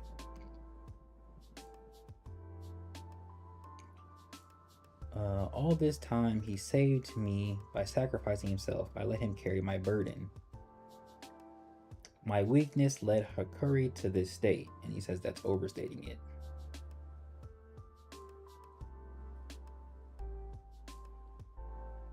Okay, in any case, if I'm rejoining the fight, I can't do it as is. When I faced off with Mr. Samura, sure, I was intimidated, but there was also a huge gap in our abilities. I'm not as skilled with the sword. The physical fortification that serves as a platform for sorcery. A person can gain superhuman ability and endurance by circulating spirit energy in the body. Some perfect the art of close combat and supplement it with sorcery. Swordsmanship is an extension of that. Skillfully circulating spirit energy to the sword generates powerful swordsmanship. The enchanted blade warriors in the Seitei War were master swordsmen who had made a name for themselves before the war. I can't wait till we see this old nigga and this girl in action. Okay, I've been using my enchanted blade for longer than them, but it's obvious that they have a deeper mastery of the enchanted blades. Nobody's ever taught me swordplay. My compatibility with N10 is perfect, in which case you need to hone your swordsmanship to achieve greater heights with the enchanted blade. Okay, so I want to look at this part.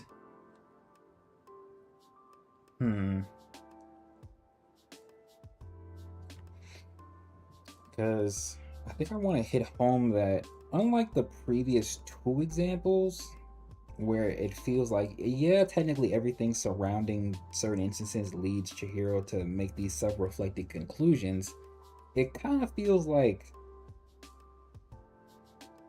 it's like the person he's opposing is the reason for the self-reflection, yet Chihiro himself is the reason for the self-reflection. You know what I mean?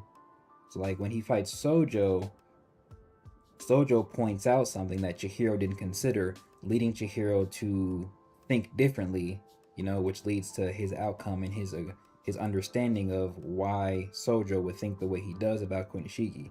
When he fights Hirohiko, Hirohiko forces Chihiro to understand, you know, that he's not like everybody else. Like, you're playing the hero, but nigga, we're the same, right?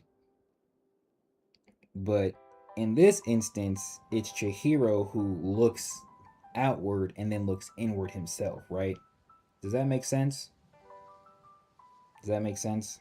And I want to start that off so that it's understood before we kind of get into the rest of the chapter, right?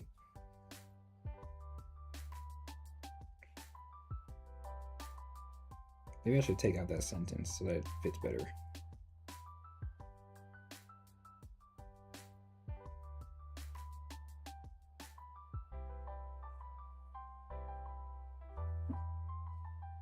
Okay. Let's see a flashback of a conversation Chihiro has with the leader of the Masumi Row. I think I'm gonna put a comment right here so that doesn't sound stupid.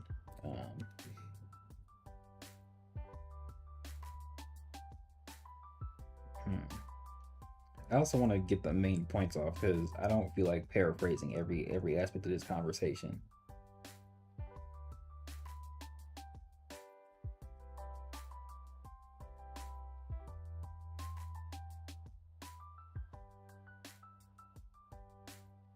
Okay, I think I'll say it right here. The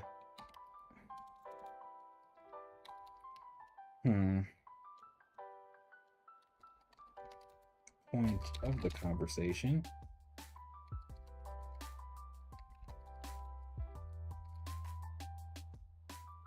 the main point of the conversation is Chihiro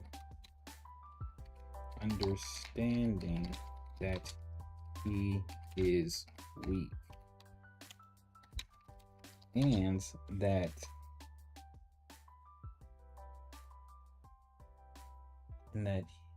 maybe I should say in comparison to others, and that while he has a what is the word I'm looking for? Where is it at?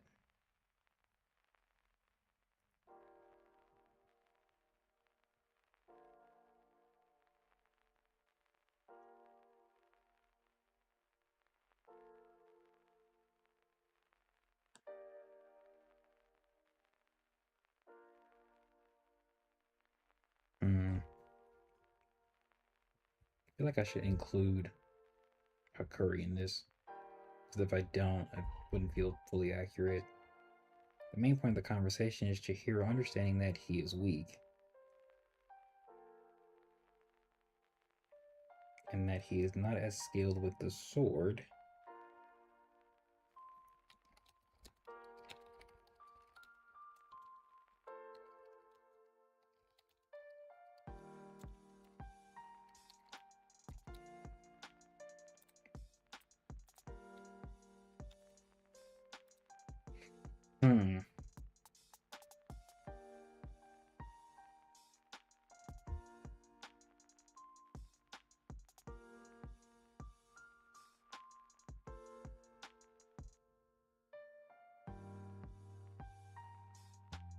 Where is it at? Oh, I think it's later on in the chapter, huh?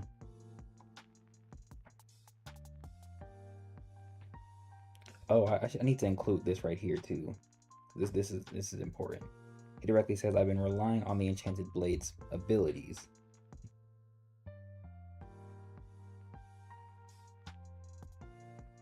Okay, yeah. Okay, so the main point of the conversation is Chihiro understanding that he is weak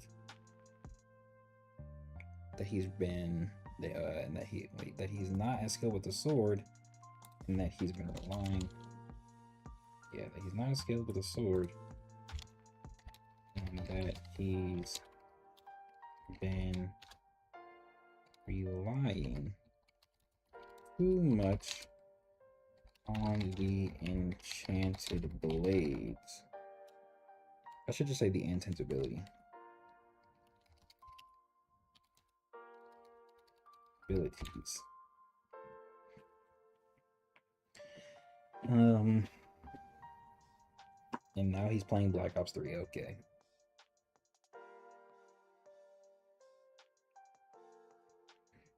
The main point of the conversation is to hear understanding that he is weak, that he is not as skilled with the sword, and that he's been relying too much on the intense abilities. Where is it? Where is it at? Where is it at?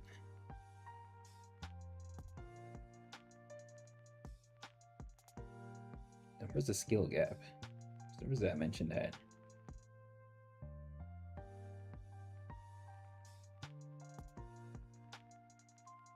Oh yes, he says, but there was also a huge gap in our abilities. Yeah, right there.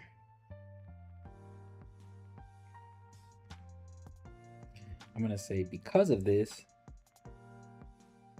Wait. So the main point of the conversation is to hear understanding that he is weak, that he is not as skilled with the sword, and that he's been relying too much on the end of the abilities.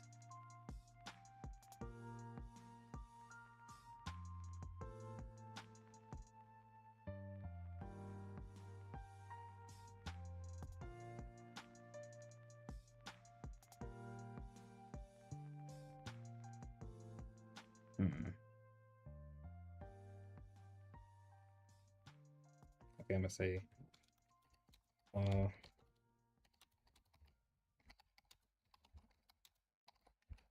resulted in a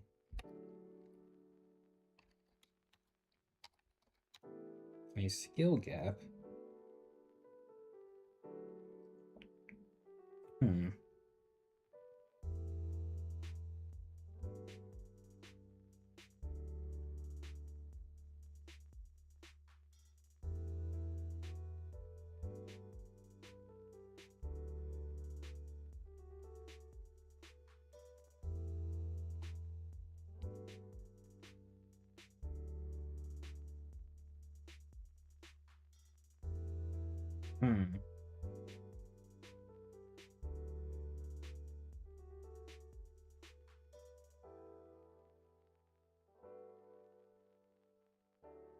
I should say understanding himself.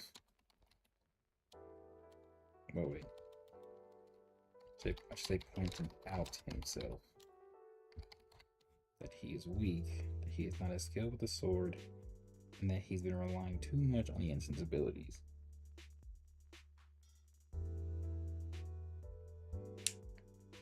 All of these things resulted in a skill gap. Oops.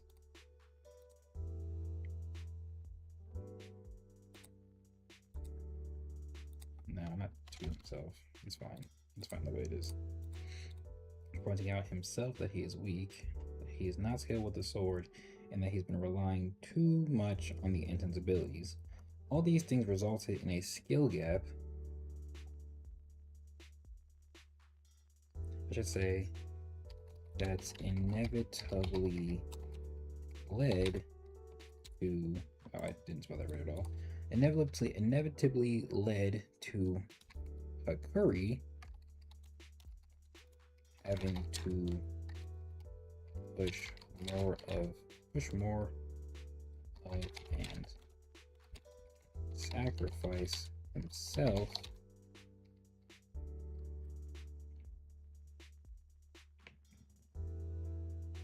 was in a skill that inevitably led to Hakuri having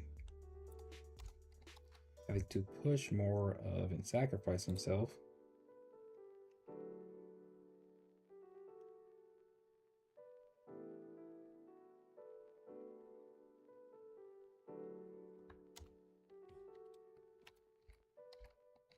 which in turn led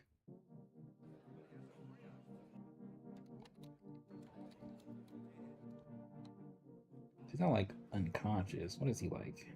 He's like a coma or something? I'll go back a few chapters. Hold on. I'll go back a few chapters. Let's go to chapter. Let's go to like chapter like 57. Okay, that's too far. I think that's too far. 59.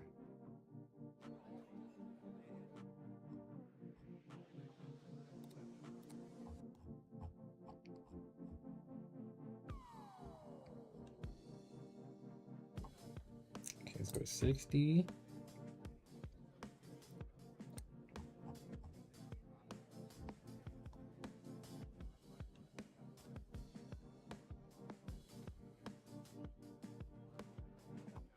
Hmm.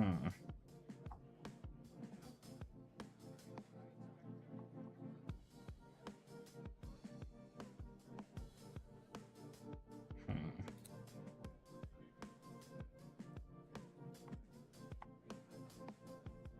This is tough. I'm trying to see if they talked about the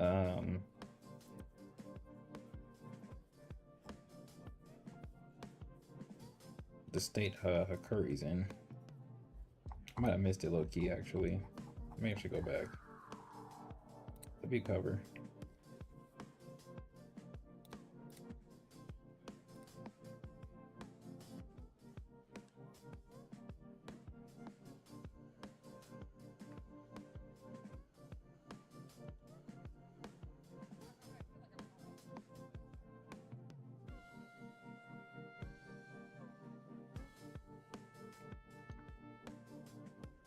The neural pathways that govern sorcery are damaged. He's currently undergoing intensive treatment, but there's no guarantee he'll recover completely.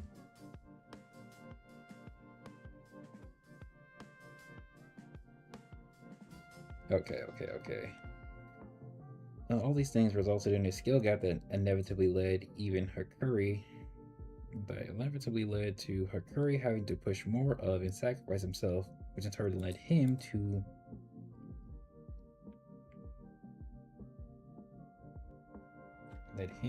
a state where his neural EU pathways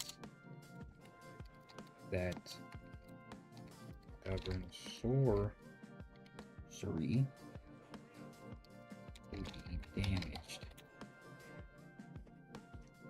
Okay, so then we want to go back to chapter 64. Okay. Okay, so the main point of the conversation is Chihiro pointing out himself that he is weak, that he is not skilled with the sword, and that he's been relying too much on the intense abilities. All of these things resulted in a skill gap that inevitably led to Hakuri having to push more of and sacrifice himself, which in turn led him to a state where his neural pathways that govern sorcery to be damaged. I don't like the way that sentence is, which in turn led him to a state where his neural pathways that govern sorcery are damaged. Say it like that. I should fix that up to some capacity. Okay.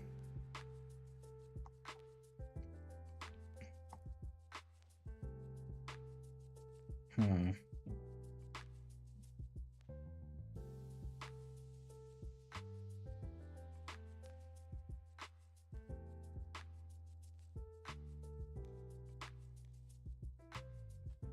Hmm.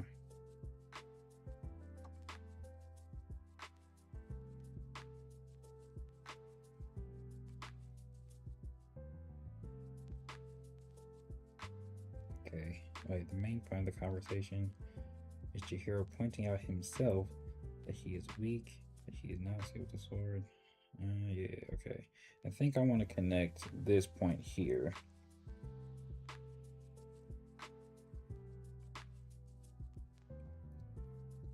You need to hone your swordsmanship to achieve greater heights with the enchanted blade.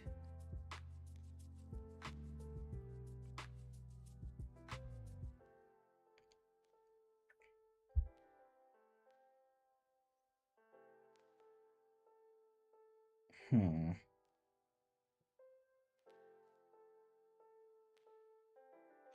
should say, to overcome this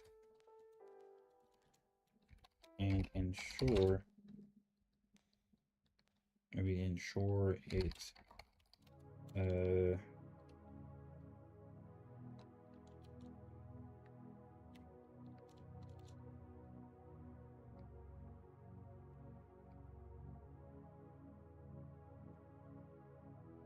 yeah, okay, so to overcome this and ensure the situation doesn't continue to get worse because of Chihiro's weakness.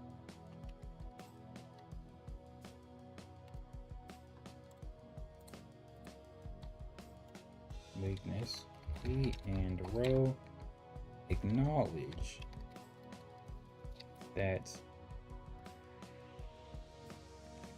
he needs to hone his swordsmanship to achieve greater heights with his enchanted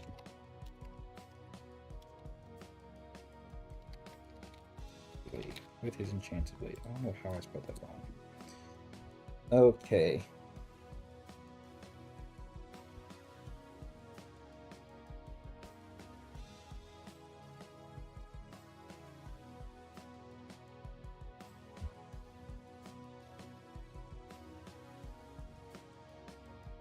Say Chihiro's battle with Kuguri is the direct start of this process.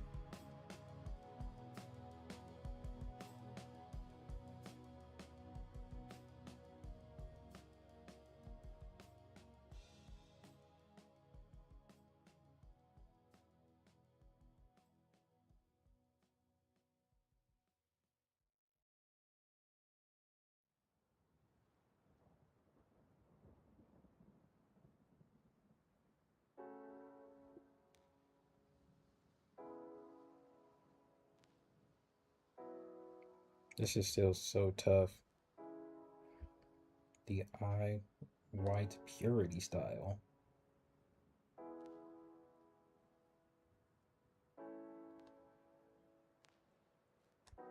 Okay. Wait, he and Roy acknowledge that he needs to hone his swordsmanship to achieve greater heights with his enchanted blade. Chihiro's fight with Kuguri is the... Okay, I said... Chihiro's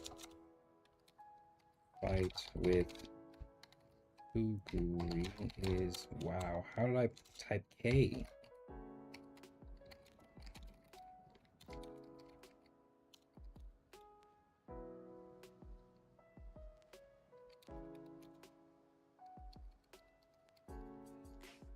Chihiro's fight with Kuguri is the start of that progression. Okay, and then...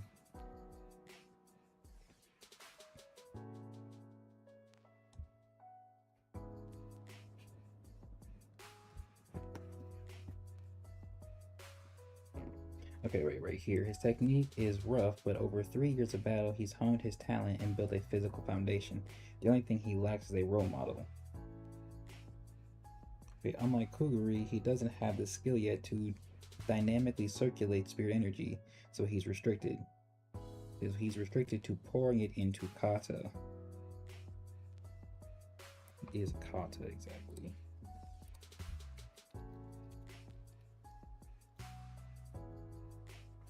Is a Japanese word meaning form, pattern, or routine. Okay.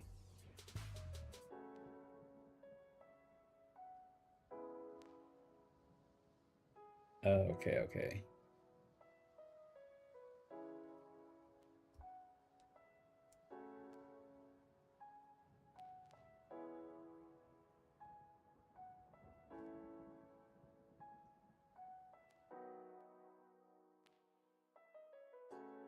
Okay, okay, okay. Okay, so Chihiro's fight with Kuguri is the start of that progression.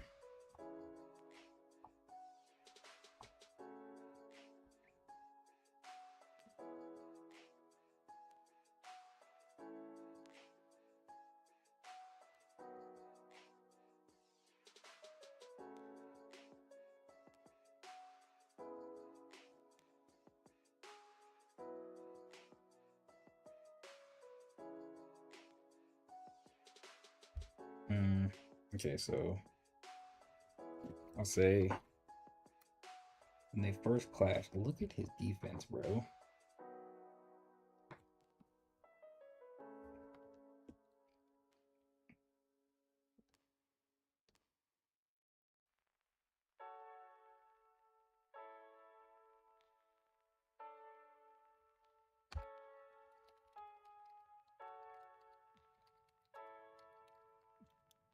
The first clash.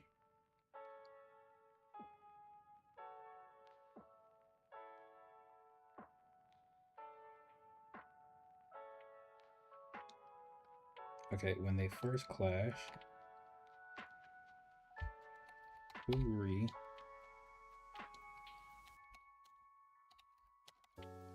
calls Chihiro level mastery garbage. Garbage. And adds that his lines of attack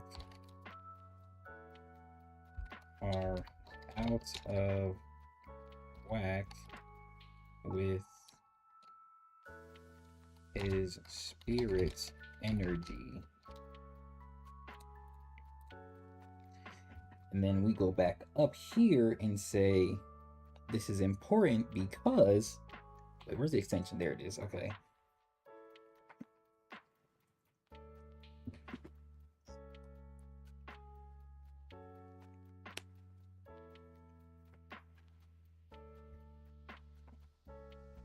Okay, wait. I should say this is relevant. Okay, this is relevant because it directly shows the skill gap between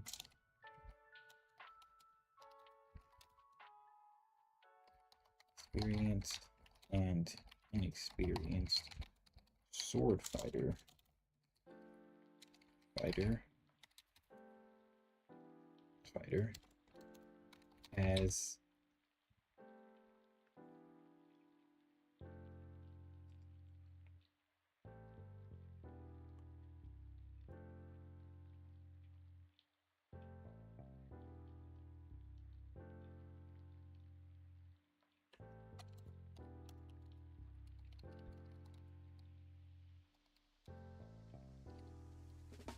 as an experienced sword fighter can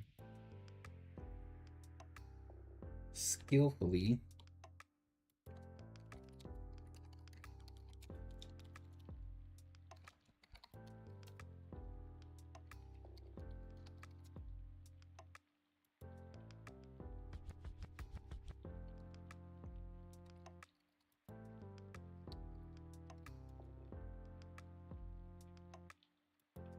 circulate spirit energy to the sword to generate powerful swordsmanship. Spirit energy to their sword to generate powerful swordsmanship. Generate powerful swordsmanship. Okay. Okay, so keep going.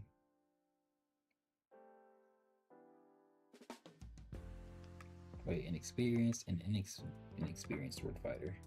As an experienced sword fighter can skillfully circulate spirit energy to their sword to generate powerful swordsmanship.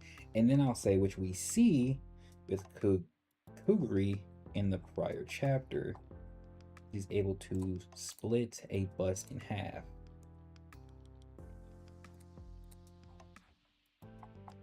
Wait.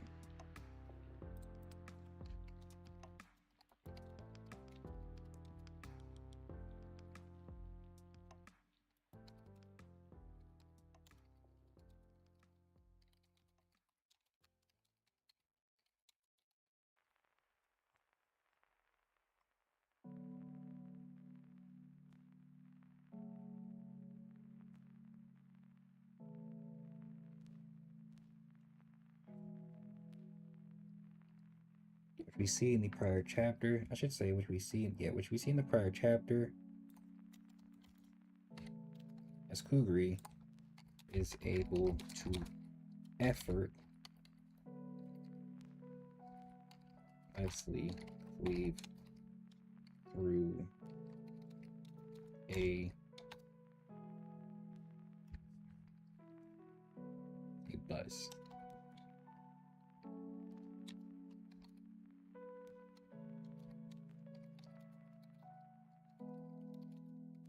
Passing by. Okay.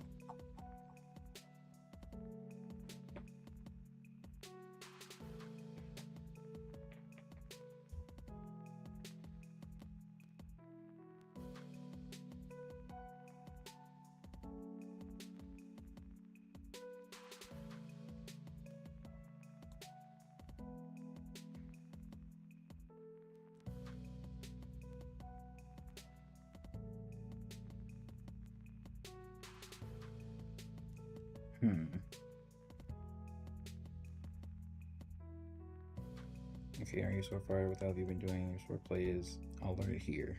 Okay. So then we go cleave through a bus that was passing by. And then we go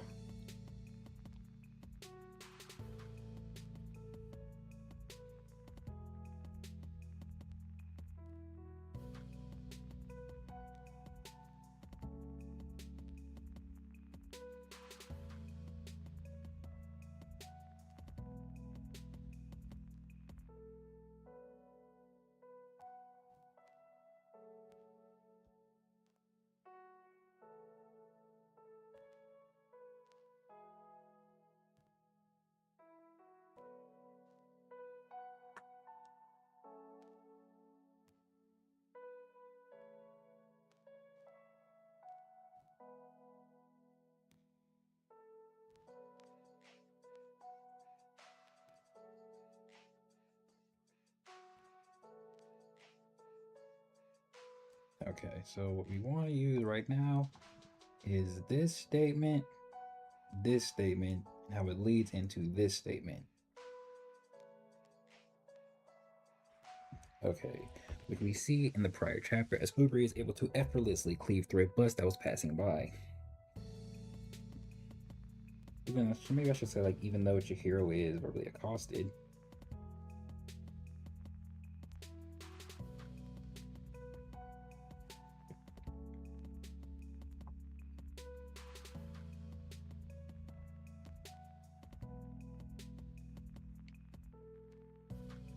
Okay. He says here, are you serious? You think you can refine your skills by exposing yourself to an actual battle? Okay, hold on. So he says,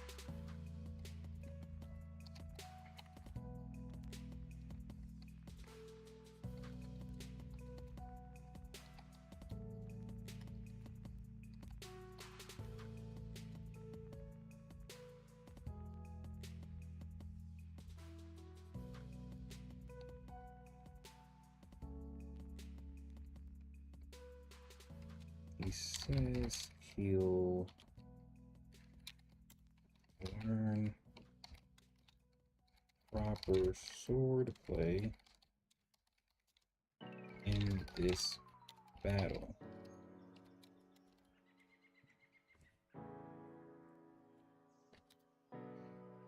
Which Kuguri doesn't like.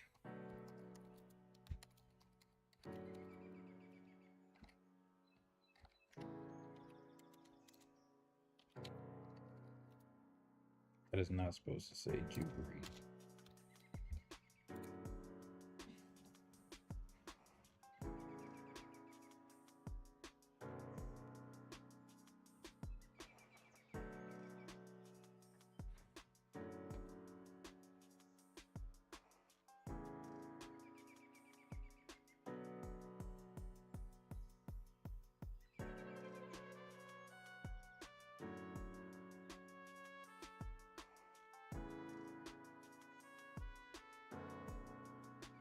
Oh, I read this as originally. This says organically.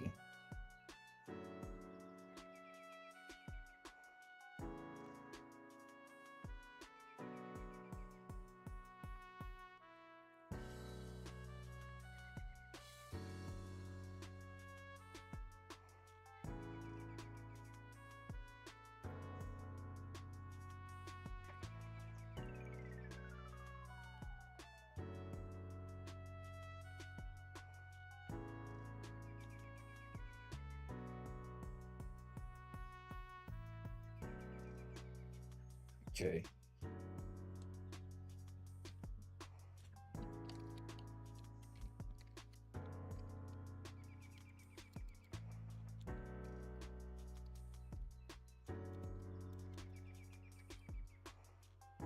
Chehi.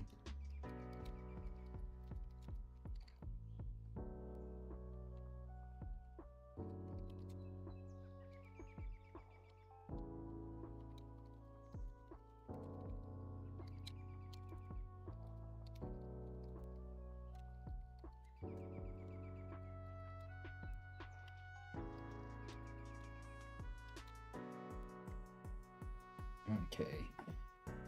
Of course, is when he breezes past him.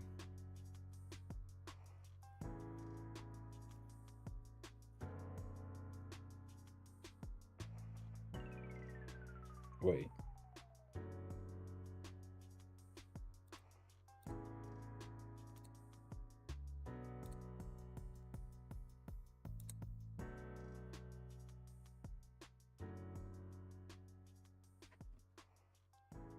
Okay, wait.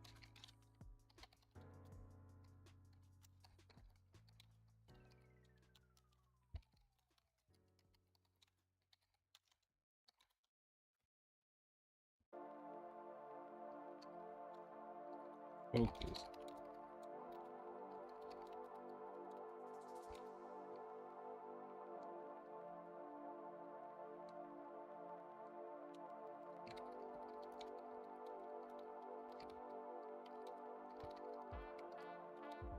Dark.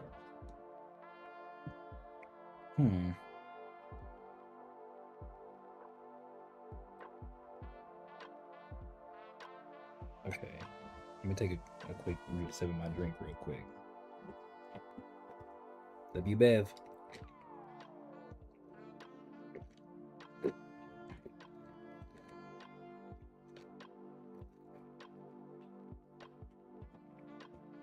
Still got a few sips left.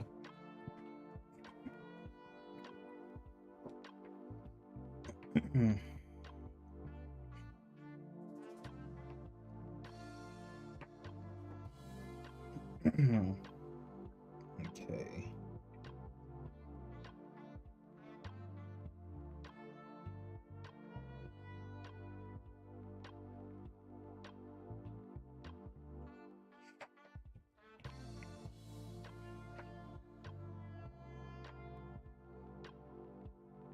Yeah, so he even says, now I'm paying the price of relying on the enchanted blade all this time.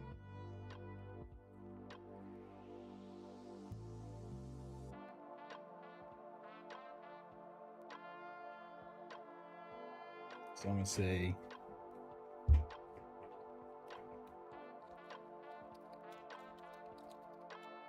on, bro.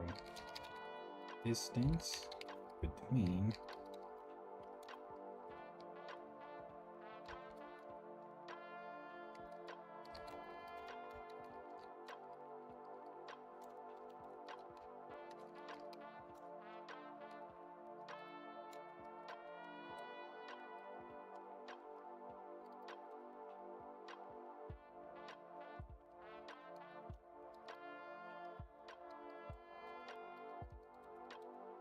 pause,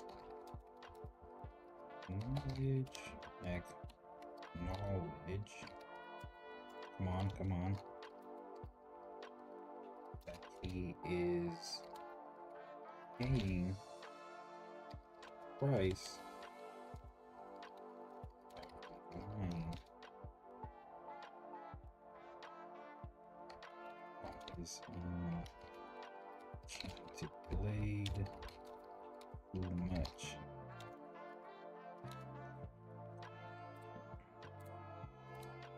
Let me also go up here because he says it right there.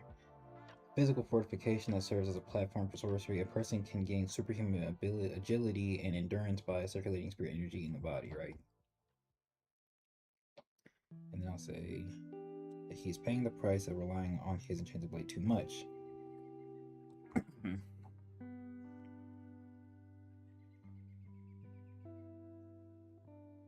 then I'll say too much, as if he had a better understanding of spirit energy, he would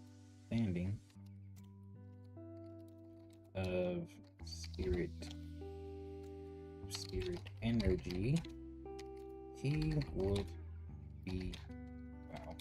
able to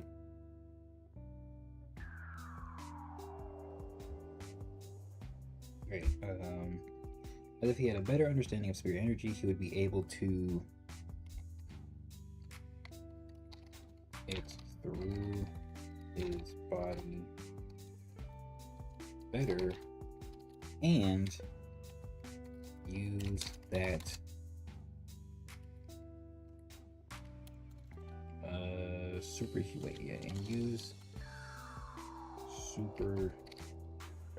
use the superhuman agility that comes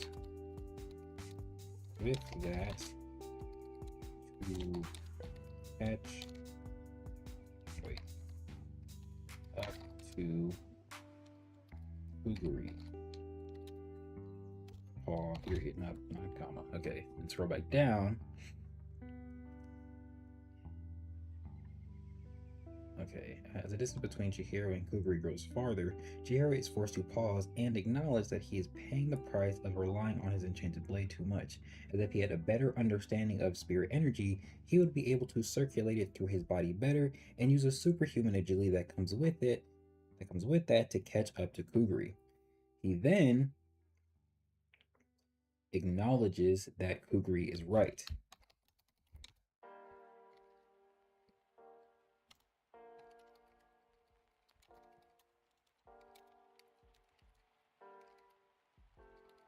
Is right.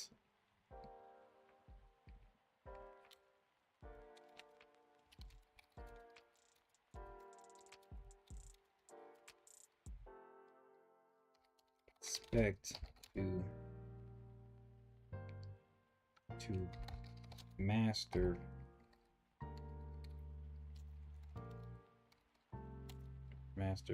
higher level and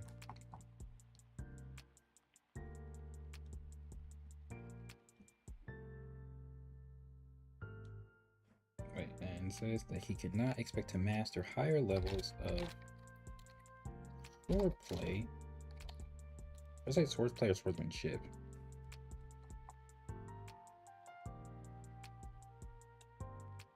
Yeah, I'll say swordplay.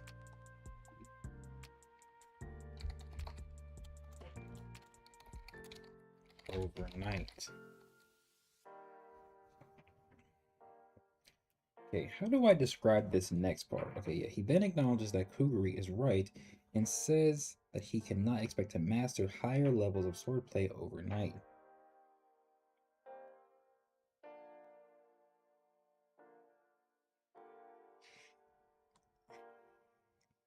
He says his technique is rough, but over 3 years of a battle, he's honed, and this is like the narrator, he's honed his talent and built a physical foundation. The only thing he lacks is a role model. In this instance, I would say a role model is basically a teacher, right? Someone to actually show him, I guess, what to do or what to mimic, if that makes sense. A role model. He learned organically. I wonder why they say that specifically.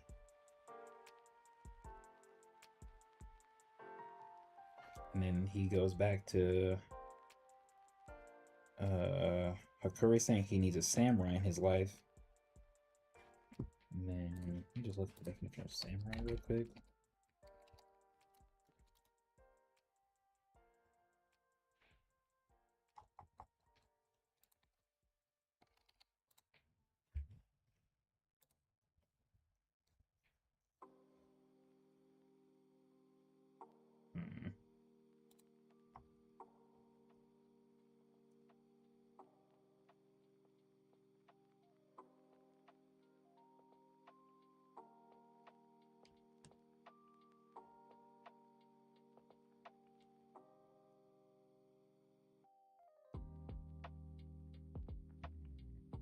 Hmm. Okay. And then he says he'll become that samurai. So Hakuri says he needs a samurai in his life.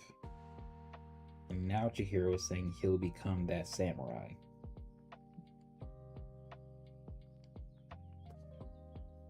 Oh, I didn't even read this part. Unlike Kuguri, he doesn't have the skill yet to dynamically circulate spirit energy, so he's restricted to pouring it into kata. And then he says to achieve greater heights. But yeah, I'll become that samurai to achieve greater heights. And he notices that he's about to use, or he's using, the IY purity style. And in the IY purity style, this technique entails building up spirit energy and containing it in the scabbard.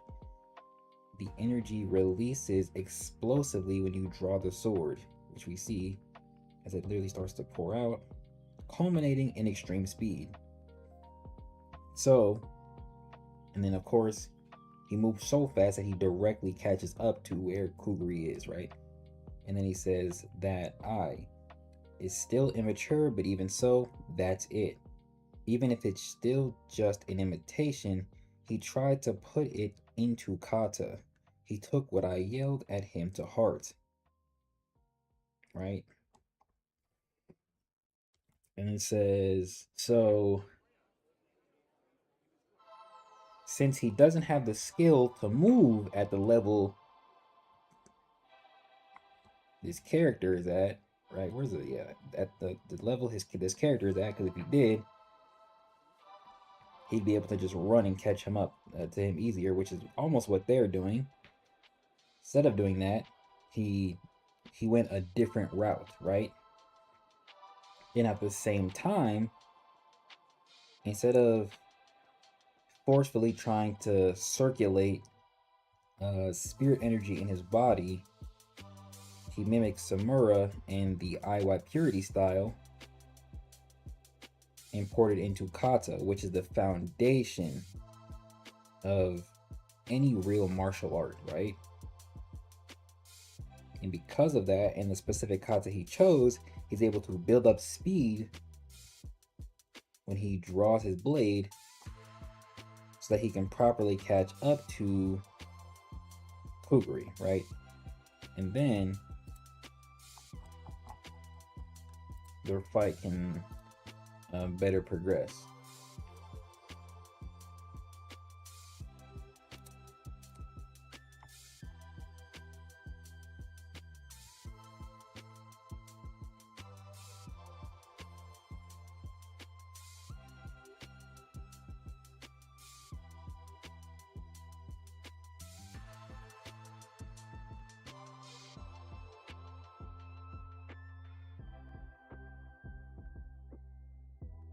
esoteric eye technique.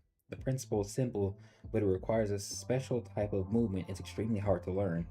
Ever since it was first brought about by the swordsman Itsuo Shirakai, Seiji Samura and Yoji Uruha have been the only ones to attain certification. It's on the brink of extinction because no one else has ever managed to learn it. It's a legendary art. If you haven't trained with a master, how could you possibly wield it? You saw me do it once. Chihiro inherited, hold on, Rokuhira's eyes. Bet he'd pick up your technique fast.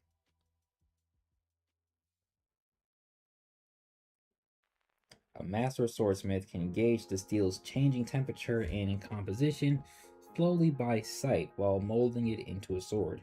Kunishiki Rokuhira was the epitome of that. The power of the Datenseki, the raw material of the enchanted blades, is fundamentally toxic. The reason he could stabilize it was due to his ability to observe the minute properties of the stone purely by sight.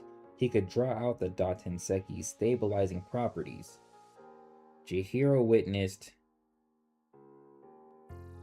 both the only practitioners of this style now used the technique. He's witnessed it both. Those unique powers of observation can also find life in battle, impossible, purely by imitation. The IY purity style. And then they disappear. Right? And then they disappear. Okay. Okay.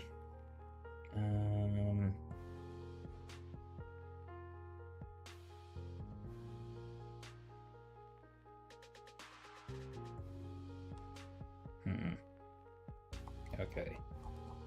So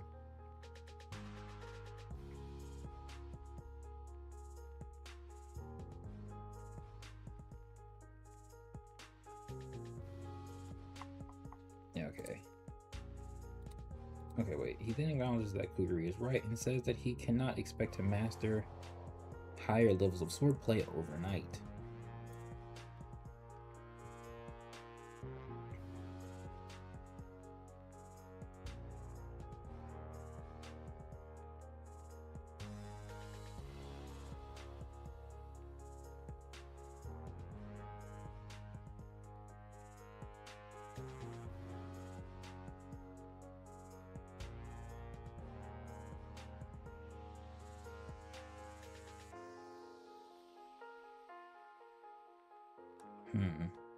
How do I want to explain this?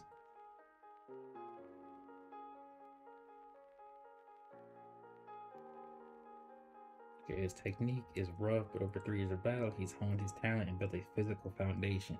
The only thing he lacks is a role model.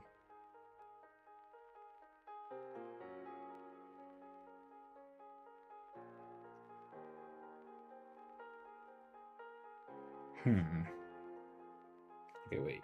Let me actually go back a little bit. As the distance between Chihiro and Kuguri goes farther, Chihiro is forced to pause and acknowledge that he is paying the price of relying on his enchanted blade too much. As if he had a better understanding of spirit energy, he would be able to circulate it through his body better and use the superhuman agility that comes with it to catch up to Kuguri. He then acknowledges that Kuguri is right and says that he cannot expect to master higher levels of swordplay overnight. I should say, we are then told through narration that while Chihiro's technique is rough, over the 3 years of battle, he's honed his talent and built a physical foundation, and that the only thing he lacks is a role model, or in other words, someone to properly imitate.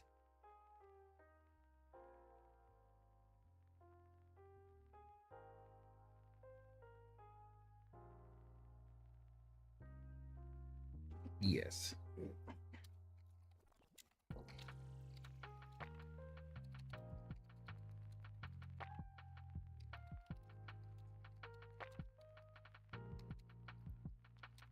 While Chihiro's technique is rough, over 3 years of battle,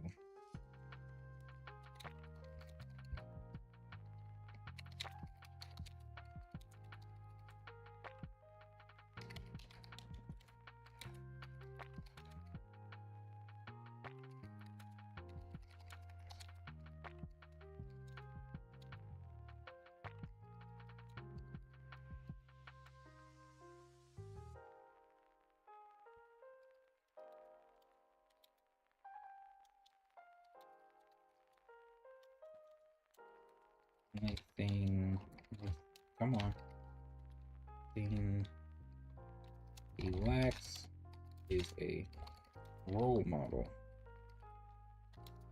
Or in other words,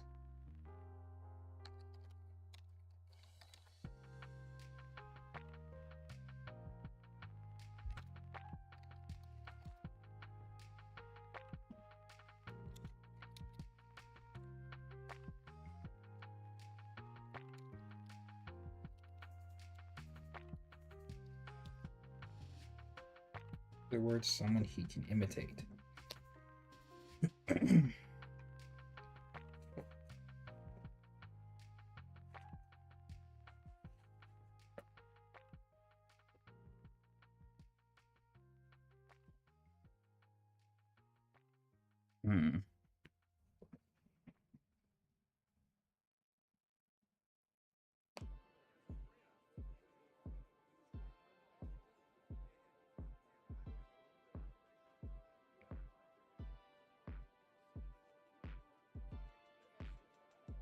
Hmm. Okay. So I think I should add. This part now. This area. Because we are then told through narration that while Chihiro's technique is rough, over 3 years of battle, he's honed his talent and built a physical foundation, and the only thing he lacks is a role model, or in other words, someone he can imitate.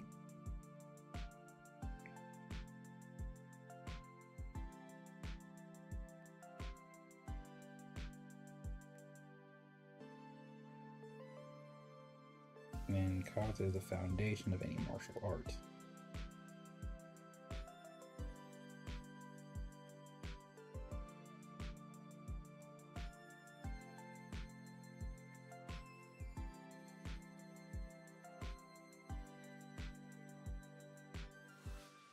Okay, I think I got it. Hold on. Let me lock in. Okay, so he can imitate. We are also told that that unlike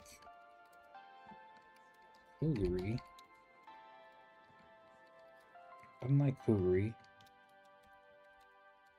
Chihiro doesn't have the skill yet to dynamically circulate. Actually, no. I should say, because this would be me just repeating what is already understood up here. Hold on. All these things, there are pathways to overcome this. Okay, wait, yes. The initial when they first clash, Kuguri calls Chihiro's level of mastery garbage and adds that his lines of attack are out of whack with his spirit energy. This is relevant because it directly shows the skill gap between an experienced and inexperienced sword fighter, as an experienced sword fighter can skillfully circulate spirit energy to their sword to generate powerful swordsmanship. Which we see in prior chapter, yes. Okay, and then I add right here, even though as a distant Chihiro, yeah, so force, yeah, so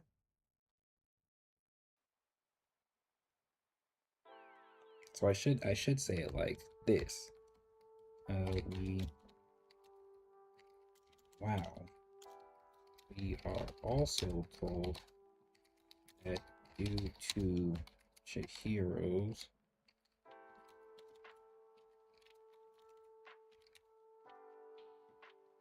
lack of skill,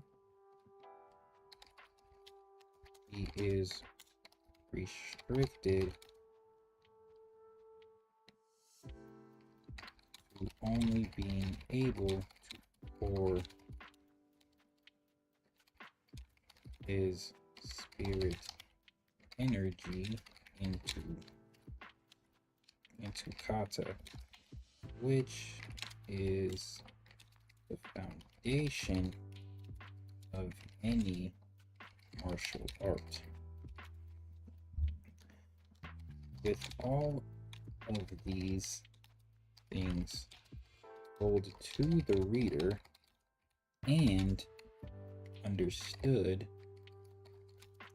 by Chihiro himself, he chooses to imitate one style he has seen twice now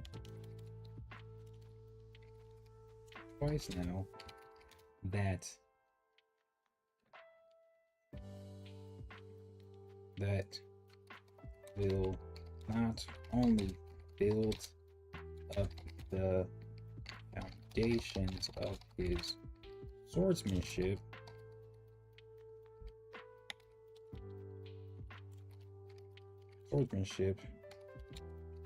but help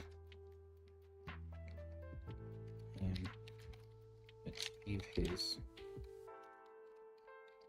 current goal of catching up to Kuguri. Okay. With all these things told to the reader and understood by Chihiro himself, he chooses to imitate the one style he has seen twice now that will not only build up the foundations of his swordsmanship, but help him achieve his current goal of catching up to Kuguri. And that is the eye white purity style. And that is the eye white purity style.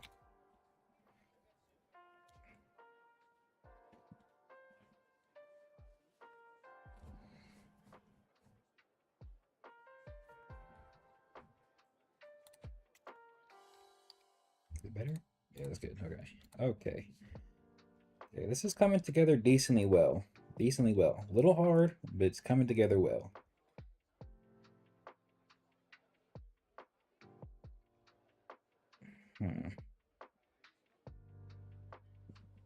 Achieve his current goal of catching up to Kukri, and that is the IY Purity style.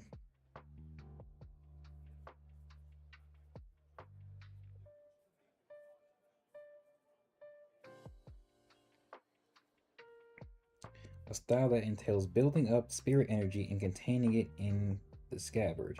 When the energy is the energy then releases explosively when you draw the sword. In that scene, when Chihiro unsheaths his blade, he moves explosively fast and catches up to Kuguri.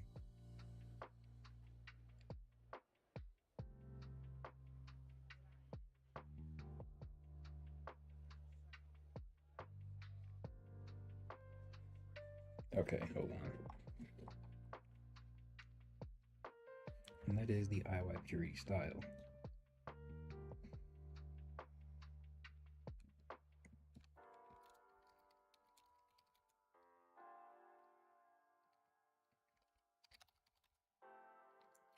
Building up spirit energy and containing it in the scabbard.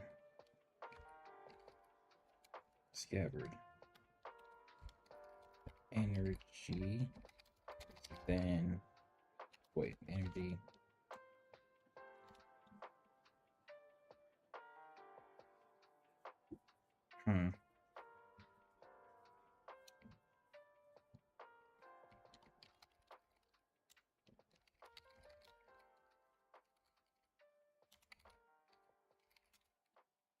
Yeah, I didn't think I spelled that right.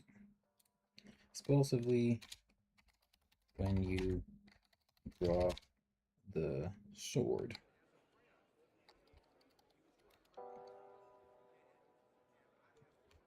Which is exactly what occurs when Chihiro begins to unsheath his blade.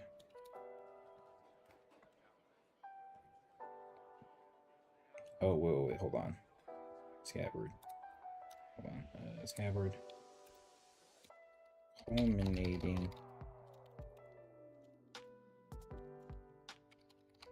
in extreme speed.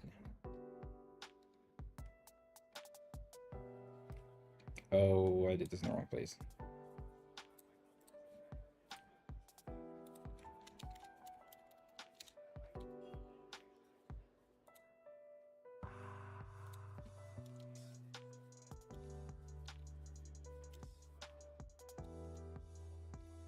Only an extreme speed, which is exactly what occurs when Chihiro begins to unsheath his blade.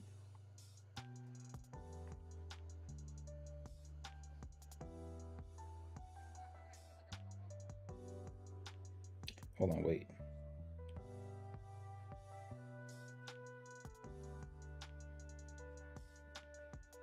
Which is exactly what occurs when Chihiro begins to unsheath his blade and clash again. Wait, which is exactly what occurs when Chihiro begins to unsheath his blade. Yeah, I'll just kind of leave it there. The IY theory style. I have like a practice sword, you know? I tried doing this shit. This shit is not easy at all. Like not even a little bit. Like a regular eye slash is relatively simple if you pull back the scabbard slightly while also pulling the sword forward. You know what I mean? It creates a proper separation so that the blade can escape the scabbard easier, right? And then even if you do it in reverse grip, if you apply the same logic, it also happens, right? But this shit fucking sucks, bro. Like this is actually difficult as hell because the blade is pointing to you, and then like as it's talked about in later chapters, you have to pull, you have to turn the blade forward, right? So you pull it out and then you turn it forward, which he does, right? See how it's backward and then it's forward. You got to do that like midway through the strike, which is actually fucking crazy, bro. It's like it's actually crazy. The nigga who invented this and then the two people who mastered it, these wait, where is it at? You can't even see it.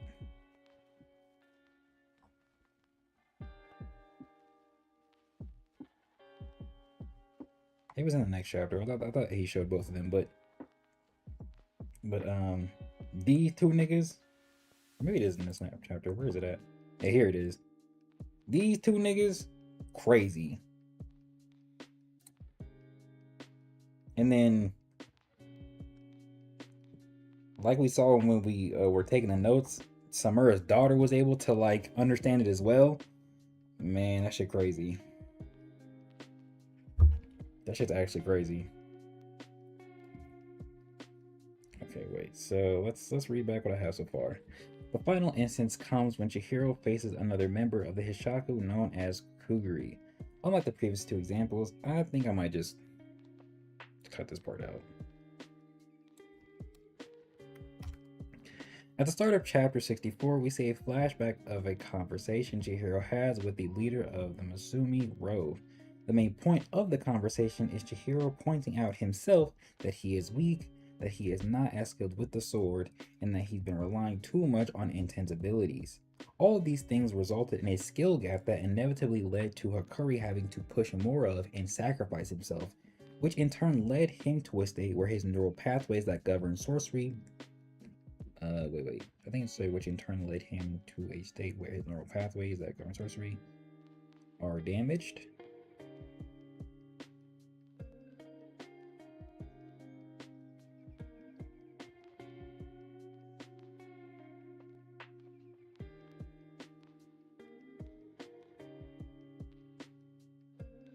I'll just leave it as is. To overcome this and ensure the situation doesn't continue to get worse because of Chihiro's weakness, he and Ro acknowledge that he needs to hone his swordsmanship to achieve greater heights with his enchanted blade. Chihiro's fight with Kuguri is the start of that progression. When they first clash, Kuguri calls Chihiro's level of mastery garbage and adds that his lines of attack are out of whack with his spirit energy. This is relevant because it directly shows the skill gap between an experienced and inexperienced sword fighter, as an experienced sword fighter can skillfully circulate spirit energy of their skillfully circulate spirit energy to their sword to generate powerful swordsmanship. which we see in the prior chapter as Kuguri is able to effortlessly cleave through a bus that was passing by. Even though Chihiro was just talked down on, he says he'll learn proper swordplay in this battle, which Kuguri doesn't like, telling... I think I need to put a comma here. Doesn't like, comma. Be even that typical. Telling Chihiro not to be arrogant and that if he can't respect the sword, not to use it. He then blows past Chihiro to focus on his actual job related to Samura's daughter. As the distance between Chihiro and Kuguri grows.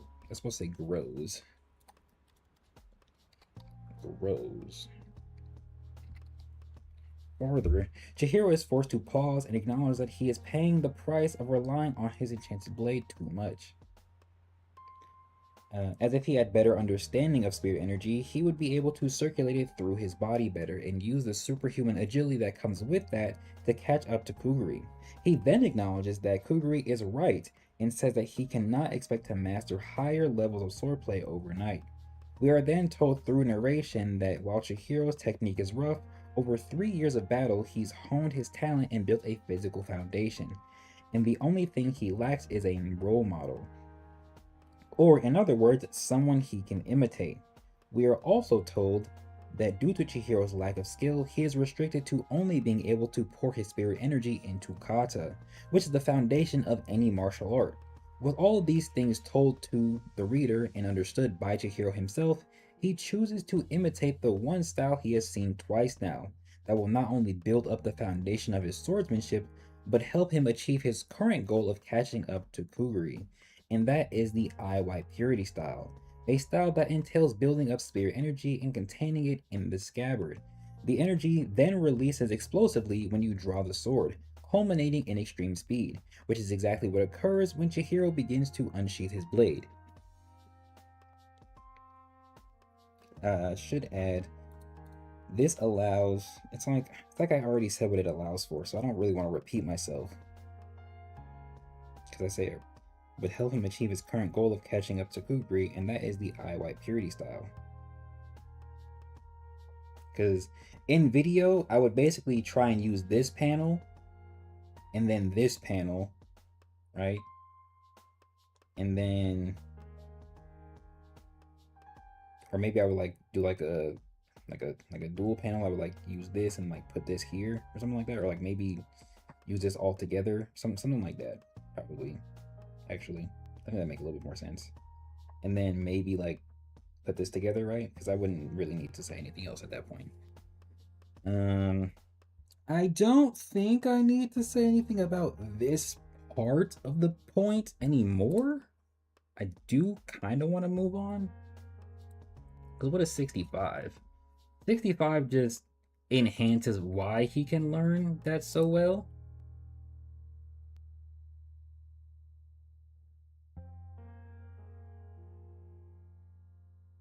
Oh, this is important because earlier chapters show how Chihiro has been relying on and using instant abilities, and chapters from here forward show how much of a skill gap he actually has. These chapters also show his fast capacity to grow.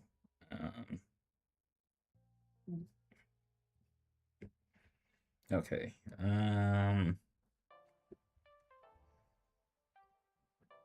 Okay. I'm not really sure if I actually have to say anything else. I could. I feel like I explain.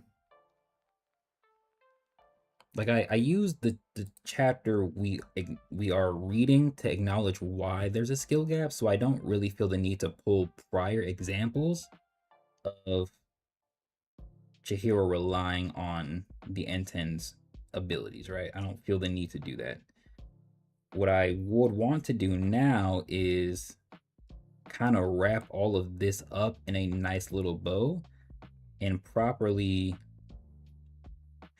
I guess, explain or acknowledge and like somewhat recap more or less why each of these things show Chihiro's capacity to self-reflect and what those self-reflection things do for him, which I made a note of at the ends of each of these points right here. So I think I'll do that tomorrow though.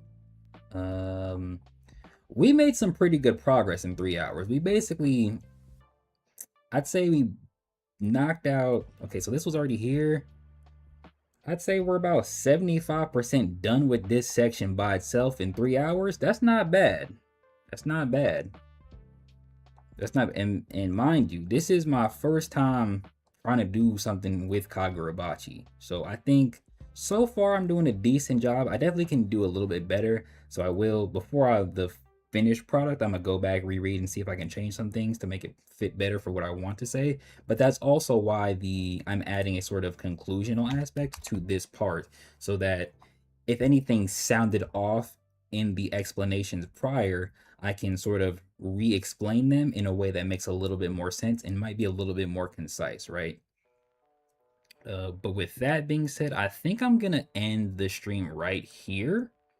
So tomorrow, which is Friday, we're gonna do, he said hella notes, you know? Tomorrow, what we're gonna do is, well, tomorrow's Friday, so I'm thinking of doing 2 hours of ordeal editing and then 2 hours of Kagurabachi scripting, and then that'll be the stream, right? That's what I want to do. So we should have about 4 hours total tomorrow. Man got the scribe skill on his stat sheet. You know? And you know what's funny? I didn't really like language arts classes. I wasn't really a writer or a note taker in like high school. But I think what life is more about is, especially like maybe like from, well, maybe like American standards, is figuring out what you're good at and what you can do after high school, and like how you can grow after those years. Because I would have never guessed that I would be in a position to need a writing skill, to be able to need to write and convey words eloquently enough for people to understand, right? But that's my job, and since my job entails that, I have to learn that skill. So yeah, I think as you get older, certain things become easier for you, but also you understand that some things of the past don't fully define you the way you think they will, right? You know what I mean? Wise words from Jay. That's why I'm a god tier. I spit wisdom. But yeah, that's what we're gonna do tomorrow. After that though, I don't think that'll take the full 2 hours. It really shouldn't. I think we're gonna have to move on to the Samura section of the video, right? Oh, you know what? I just lied. I still got more Chihiro to talk about. Fuck. We're not even done with the Chihiro section. I almost kidded myself. Foolish. Yeah, okay, so tomorrow, yeah, so we're gonna do the sort of recap and re-understanding section, and then we'll move on to the the next thing I want to talk about in relation to Chihiro, right? I'm not really sure if that chapter will take that long, or like I should say chapter. I'm not really sure if that section, like the section, will take that long, because it's an easy thing to understand what I'm saying. But I'll basically just be kind of like name dropping things and examples and what happens, you know. But um, yeah. Y'all have a nice afternoon, man. I think this was a decent stream, kind of cool, kind of chilling. I know I was quiet for a lot of it at certain points, especially like near the tail end, but just had to get my mind right while in regards to this scripting, right? Because I definitely think certain parts can be revisited, but I also think that that's why I do the ending portions, to make sure what I said before is more understood in like a last little area, right? And like I said, tomorrow we're gonna do two parts of two different streams. We're gonna do editing, and then we're gonna do scripting, right? Hopefully I'm able to do most of the second section of audio when it comes to ordeal. If I do start the stream early, it'll basically just be just straight to the stream subject, right? So we don't miss out on any time, right? And we can cut it up evenly. But anyway, appreciate y'all for coming through. I'm gonna go ahead and get out of here. Y'all have a good rest of your evening, man. I think my mom made food, so I'm probably gonna go eat.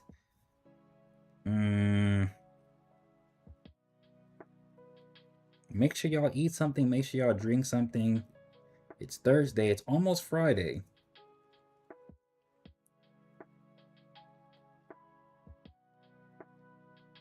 I'm gonna catch y'all tomorrow. I'll have a good night. Please have a great night even. Have a great night even. I'm gonna see y'all.